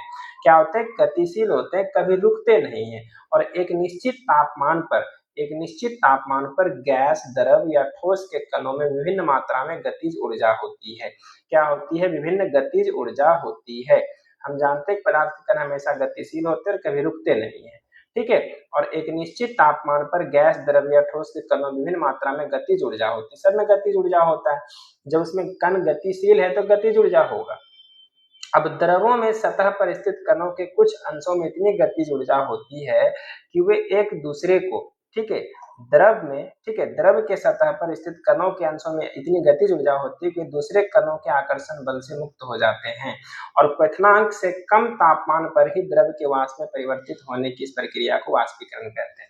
अर्थात जो द्रव का सतह होता है उसके कणों के बीच में जो आकर्षण बल होते हैं वो कुछ नॉर्मल टेम्परेचर पर ही, ठीक है, बिना क्वथनांक यानी उबलने से पहले ही, ठीक है, उसके आकर्षण बल से मुक्ति मिल जाती है। ठीक है, जो एक दूसरे के कण के पास जो होते हैं, जो आकर्षण बल होते हैं, उसमें क्वथनांक पहुंचने से पहले ही उसको मुक्ति मिल जाती है, स्वतंत्र हो जाते हैं और वो द्रव से क्या होते हैं? वाष्प में परिवर्तित हो जाते हैं। क्या होते हैं? द्रव से वाष्प में परिवर्तित हो जाते हैं। तो क्वथनांक से कम तापमान पर, ठीक है, यानी क्वथनांक से पहले ही तापमान पर द्रव के वाष्प में परिवर्तित होने की प्रक्रिया को क्या कहते हैं? वाष्पीकरण कहते हैं। यानी नॉर्मल टेम्परेचर क्वथनांक से पहले ही अगर कोई वस्तु, कोई द्रव वाष्प में परिवर्तित हो जा रहा है तो उसको हम वाष्पीकरण कहेंगे। क्लियर? अब वाष्पीकरण को प्रभावित करने वाले कौन कौन से कारक हो सकते हैं कि वाष्पीकरण जो है वो कितनी तेजी से होगा, कैसे होगा, इसको प्रभावित करने वाले कारक कौन कौन से हैं, ये क्वेश्चन यहाँ से बन सकता है। ठीक है, फिर प्रैक्टिकल है, प्रैक्टिकल को देखिए, समझिए। हम नॉर्मल सीधा आते हैं यहाँ पर। देखिए, आपने ध्यान दिया होगा कि वाष्पीकरण की दर जो है निम्नलिखित के साथ बढ़ती है। क्या है? बढ़ती है। यहाँ पर वाष्पीकरण कब बढ़ेगा, ठीक है, ये यहाँ पर समझना है आपको। तो एक वाष्पीकरण बढ़ेगा जब सतह के क्षेत्र में वृद्धि हो, ठीक है, जब सतह के क्षेत्र में वृद्धि हो। यानी आप एक गिलास रखिए, ठीक है, एक गिलास में आप 100 ml पानी रखिए और एक थाली लीजिए बड़ा सा, ठीक है, और इसमें भी 100 ml पानी रखिए। तो देखिएगा जल्दी वाष्पित होकर के खत्म कौन होगा? तो सतह क्षेत्रफल जैसे बढ़ाएंगे, ठीक है, सतह का क्षेत्रफल जैसे ही बढ़ेगा उसमें क्या होगा? हम यहाँ पर जानते हैं कि वाष्पन जो होता है, वाष्पीकरण एक सतही प्रक्रिया है और सतही क्षेत्र बढ़ने पर वाष्पीकरण की दर भी बढ़ जाती है। जैसे कपड़े सुखाने के लिए मैंने फैला देते हैं, जल्दी सूख जाता है, और वही नॉर्मल जाके रख दीजिए तो जल्दी नहीं सूखेगा। तो इसका मतलब पहला कारक क्या है कि अगर सतही क्षेत्रफल बढ़ेगा तो वाष्पीकरण स्पीड से होगा, तेजी गति से होगा, अर्थात तीव्रता के साथ होगा, वाष्पीकरण की दर बढ़ेगी। ठीक है, अब यहाँ पर दूसरा एग्जाम्पल देखिए। दूसरा क्या लिखा है यहाँ पर? तापमान में वृद्धि होने पर क्या होगा? तापमान में वृद्धि होने पर। अब यहाँ पर क्या है कि जैसे हम तापमान बढ़ा देंगे, यानी फुल आंच पर उसको गर्म कीजिए, फुल मतलब तापमान पे, गैस की लो पर उसको गर्म करेंगे तो तापमान बढ़ने पर अधिक कणों को पर्याप्त गतिज ऊर्जा मिलती है। यानी तापमान जैसे बढ़ाएंगे तो अधिक कणों को पर्याप्त गतिज ऊर्जा मिलेगा जिससे वे जल्दी वाष्पीकृत हो जाएंगे। यानी तापमान बढ़ाएंगे तो वाष्पीकरण भी वृद्धि होगा। क्लियर? अगला देखिए, अगला है आर्द्रता में कमी। आर्द्रता का मतलब होता है कि वायु में विद्यमान जलवाष्प के कण होते हैं। क्या होते हैं? जलवाष्प के मात्रा को हम आर्द्रता कहते हैं। ठीक है, अर्थात हमारे आसपास की वायु में जो होते हैं वो जलवाष्प रहते हैं, अर्थात जल के कण रहते ही है। अर्थात जब वायु में जल के कणों की मात्रा, जब वायु में जल के कणों की मात्रा पहले से अधिक होगी तो वाष्पीकरण की दर घट जाएगी। इसका मतलब ये हुआ कि अगर वायु में जलवाष्प के कण ज्यादा हैं तो क्या होगा? कपड़ा जल्दी नहीं सूखेगा। जैसे कि हम कहते हैं ओस गिरता है, यानी कोहरा जो होता है, यानी जो ठंडी के दिनों में रात में ज्यादा आर्द्रता होती है, ठीक है, इसलिए घास पे देखते होंगे नमी आ जाती है, पानी आ जाती है, नमी ज्यादा रहेगा तो कपड़ा देने से और वो गीला हो जाता है, सूखता नहीं है। ठीक है, अर्थात शुष्क वायु में जल्दी कपड़ा सूखेगा। इसका मतलब है कि अगर आर्द्रता कमी अर्थात वायु में जल वाष्प कम रहेगा तो तापमान तब वाष्पन ज्यादा होगा, लेकिन अगर वायु में जल की मात्रा ज्यादा होगा अर्थात आर्द्रता में वृद्धि होगी, ठीक है, आर्द्रता ज्यादा होगा तो वाष्पीकरण की दर क्या होगा, घट जाएगा। क्लियर। चलिए अगला है आपका यहाँ पर, अगला क्या है, वायु की गति में वृद्धि। वायु की गति में वृद्धि, तो हम जानते हैं कि तेज वायु में कपड़े जल्दी सूख जाते हैं, अर्थात वायु के तेज होने से जलवाष्प के कण जो होते हैं वायु के साथ उड़ जाते हैं, जिससे आसपास के जलवाष्प की मात्रा घट जाती है। देखिए एक्चुअली होता क्या है कि जब वायु तेज चलती है, ठीक है, तो जो वायु में मौजूद जलवाष्प के कण होते हैं, ठीक है, जलवाष्प के जो कण होते हैं वायु के साथ उड़ जाते हैं, ठीक है, जिससे आर्द्रता में कमी आती है। आपको पता है कि जब आर्द्रता में कमी आएगी तो वाष्पन जल्दी होगा, वाष्पन में वृद्धि होगी। तो ये थे आपके 4 कारक, कौन कौन से, सतह क्षेत्रफल बढ़ने पर यहाँ पर वाष्पन जल्दी होगा, वाष्पन में वृद्धि होगी, तापमान वृद्धि करने पर भी वाष्पन में वृद्धि होगी, आर्द्रता में कमी आने पर वाष्पन में वृद्धि होगा, और वायु की गति में भी वृद्धि करने से आपका क्या होगा, वाष्पन जल्दी होगा। ठीक है, अब एक अलग से है कि वाष्पीकरण के कारण शीतलता कैसे होती है, यानी जब कोई भी चीज वाष्पन होती है तो ठंडक कैसे मिलता है। ठीक है, ठंडक कैसे मिलता है इसको समझना है। तो इसको समझने के लिए देखते पहले बचा हुआ कितना है पढ़ने के लिए, अब ज्यादा नहीं है, थोड़ा सा ही बचा हुआ। चलिए देखते हैं क्या है, वाष्पीकरण के कारण शीतलता कैसे होती है, ठंडक कैसे उत्पन्न होता है। तो यहाँ पर क्या है कि खुले हुए बर्तन में रखे द्रव में निरंतर वाष्पन होता है। अगर कोई बर्तन आप खुला हुआ रखें तो द्रव में क्या होगा, लगातार उसमें वाष्पीकरण होता ही रहता है। और वाष्पीकरण के दौरान क्या होता है कि कम हुई ऊर्जा को पुनः प्राप्त करने के लिए द्रव के कण अपने आसपास से ऊर्जा अवशोषित कर लेते हैं। अब आपको पता होना चाहिए यहाँ पर कि वाष्पीकरण होने के लिए क्या होना जरूरी है। वाष्पीकरण होने के लिए उसको तापमान चाहिए, क्या होना चाहिए, तापमान होना चाहिए। तो तापमान जब लगातार वाष्पीकरण होते रहेगा उसमें तो तापमान वहां का कम होता जाएगा, और यहाँ पर उसको और तापमान चाहिए, तो उस ऊर्जा को पुनः प्राप्त करने के लिए द्रव के कण क्या करेंगे, अपने आसपास के ऊर्जा को शोषित कर लेगा, अपने आसपास की ऊर्जा को शोषित कर लेगा और फिर जाकर के वाष्पित होगा, क्या होगा, वाष्पित होगा। तो इस तरीके से क्या हुआ, इस तरीके से हुआ कि आसपास से ये ऊर्जा के अवशोषित होने के कारण शीतलता हो गई, यानी आसपास के जो तापमान थे उसको प्राप्त कर लिया तो वहां तापमान कमी हो गई, वो वाष्पन हो गया। तो वाष्पन के माध्यम से तापमान में कमी हो गई जिस कारण से शीतलता उत्पन्न होती है अर्थात ठंडक होती है। ठीक है, अब जैसे यहाँ पर देखिए क्या है, एक एग्जाम्पल से समझाया गया है कि जब आप एसीटोन या नाखूनों की पॉलिश हटाने वाले द्रव को अपनी हथेली पर गिराते हैं, यानी नाखून में जो नेल पॉलिश लगे होते हैं लड़कियों के, उसको हटाने के लिए जब आप जो द्रव होता है एसीटोन उसको आप हथेली पर लेते हैं तो यह क्या होता है, यह कण आपकी हथेली या उसके आसपास से ऊर्जा प्राप्त कर लेते हैं, क्या होते हैं, ऊर्जा प्राप्त कर लेते हैं और वाष्पीकरण हो जाते हैं, जिससे हथेली पर शीतलता महसूस होती है। यानी ये जो द्रव है एसीटोनिया क्या करेंगे, आपके हथेली के आसपास से ही ऊर्जा प्राप्त करके वाष्पित हो जाते हैं, आपका हाथ क्या हो जाता है, ठंडक, वहां पर टेम्परेचर कम हो गया इसलिए आपको ठंडक महसूस होती है, शीतलता महसूस होती है। ठीक है, अब आगे यहाँ पर देखिए क्या लिखा कि तेज धूप वाले गर्मी के दिन के बाद, तेज धूप वाले गर्म दिनों के बाद लोग अपनी छत पर या खुले स्थान पर जल छिड़कते हैं। तो इसका मतलब भी क्या है कि जल के वाष्पीकरण की गुप्त ऊष्मा जो है गर्म सतह को शीतल बनाती है, यानी जैसे जल छिड़का, जल क्या किया, आसपास से ऊर्जा प्राप्त करके उसको वाष्पित कर दिया, तो वाष्पन के माध्यम से तापमान की कमी हो गई जिसके कारण से छत ठंडा हो जाता है। ठीक है, क्या होता है, ठंडा हो जाता है। क्लियर, तो अब यहाँ तक हो गया। अब एक अगला है, ठंडक तो हो गया। अब गर्मियों के दिनों में हम सूती कपड़े क्यों पहनते हैं, इसका कारण समझिए। क्या है इसका कारण समझिए। हम गर्मी के दिनों में सूती कपड़े क्यों पहनते हैं? तो शारीरिक प्रक्रिया के कारण गर्मियों में हमें ज्यादा पसीना आता है। क्या होता है? गर्मियों में हमें ज्यादा पसीना आता है, समझ गए? गर्मियों में हमें क्या होता है? ज्यादा पसीना आता है, जिससे हमें शीतलता मिलती है, ठंडक तो मिलता है, लेकिन कैसे मिलता है इसको समझना है। कि जैसा कि हम जानते हैं कि वाष्पीकरण के दौरान द्रव की सतह, ठीक है, वाष्पीकरण के दौरान जो होता है, द्रव की सतह के कण हमारे शरीर या आसपास से ऊर्जा प्राप्त करके वाष्प में बदल जाते हैं। क्या होते हैं? वाष्प में बदल जाते हैं।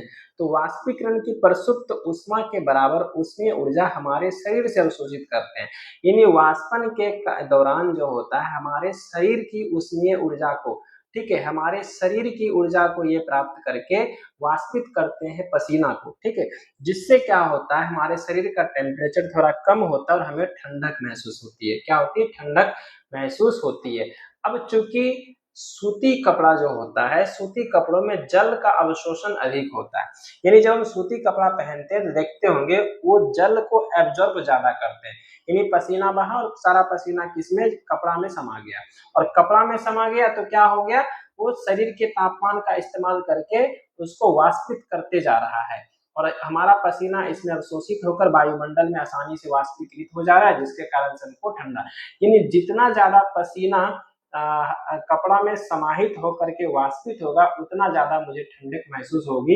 इसलिए हम सूती कपड़ों का इस्तेमाल करते हैं, क्योंकि इसमें जल का अवशोषण जो होता है ज्यादा होता है। क्लियर? ये हो गया। अब एक चीज यहाँ पर है, बर्फीले जल से, देखिए, बर्फीले जल से भरे गिलास की बाहरी सतह पर जल की बूंदें क्यों नजर आती है? जैसे आप एक ठंडा बोतल खरीदिए, ठीक है, एक जो एकदम पानी का बोतल लीजिए ठंडा, और इसके बाहर बाहर जो है कण आ गया, कहाँ से आ गया? तो देखिए होता क्या है कि किसी बर्तन में हम बर्फीला जल रखते हैं, तो जल्दी ही बर्तन की बाहरी सतहों पर क्या होता है? जल की बूंदें नजर आने लगेगी। ऐसा क्यों होता है?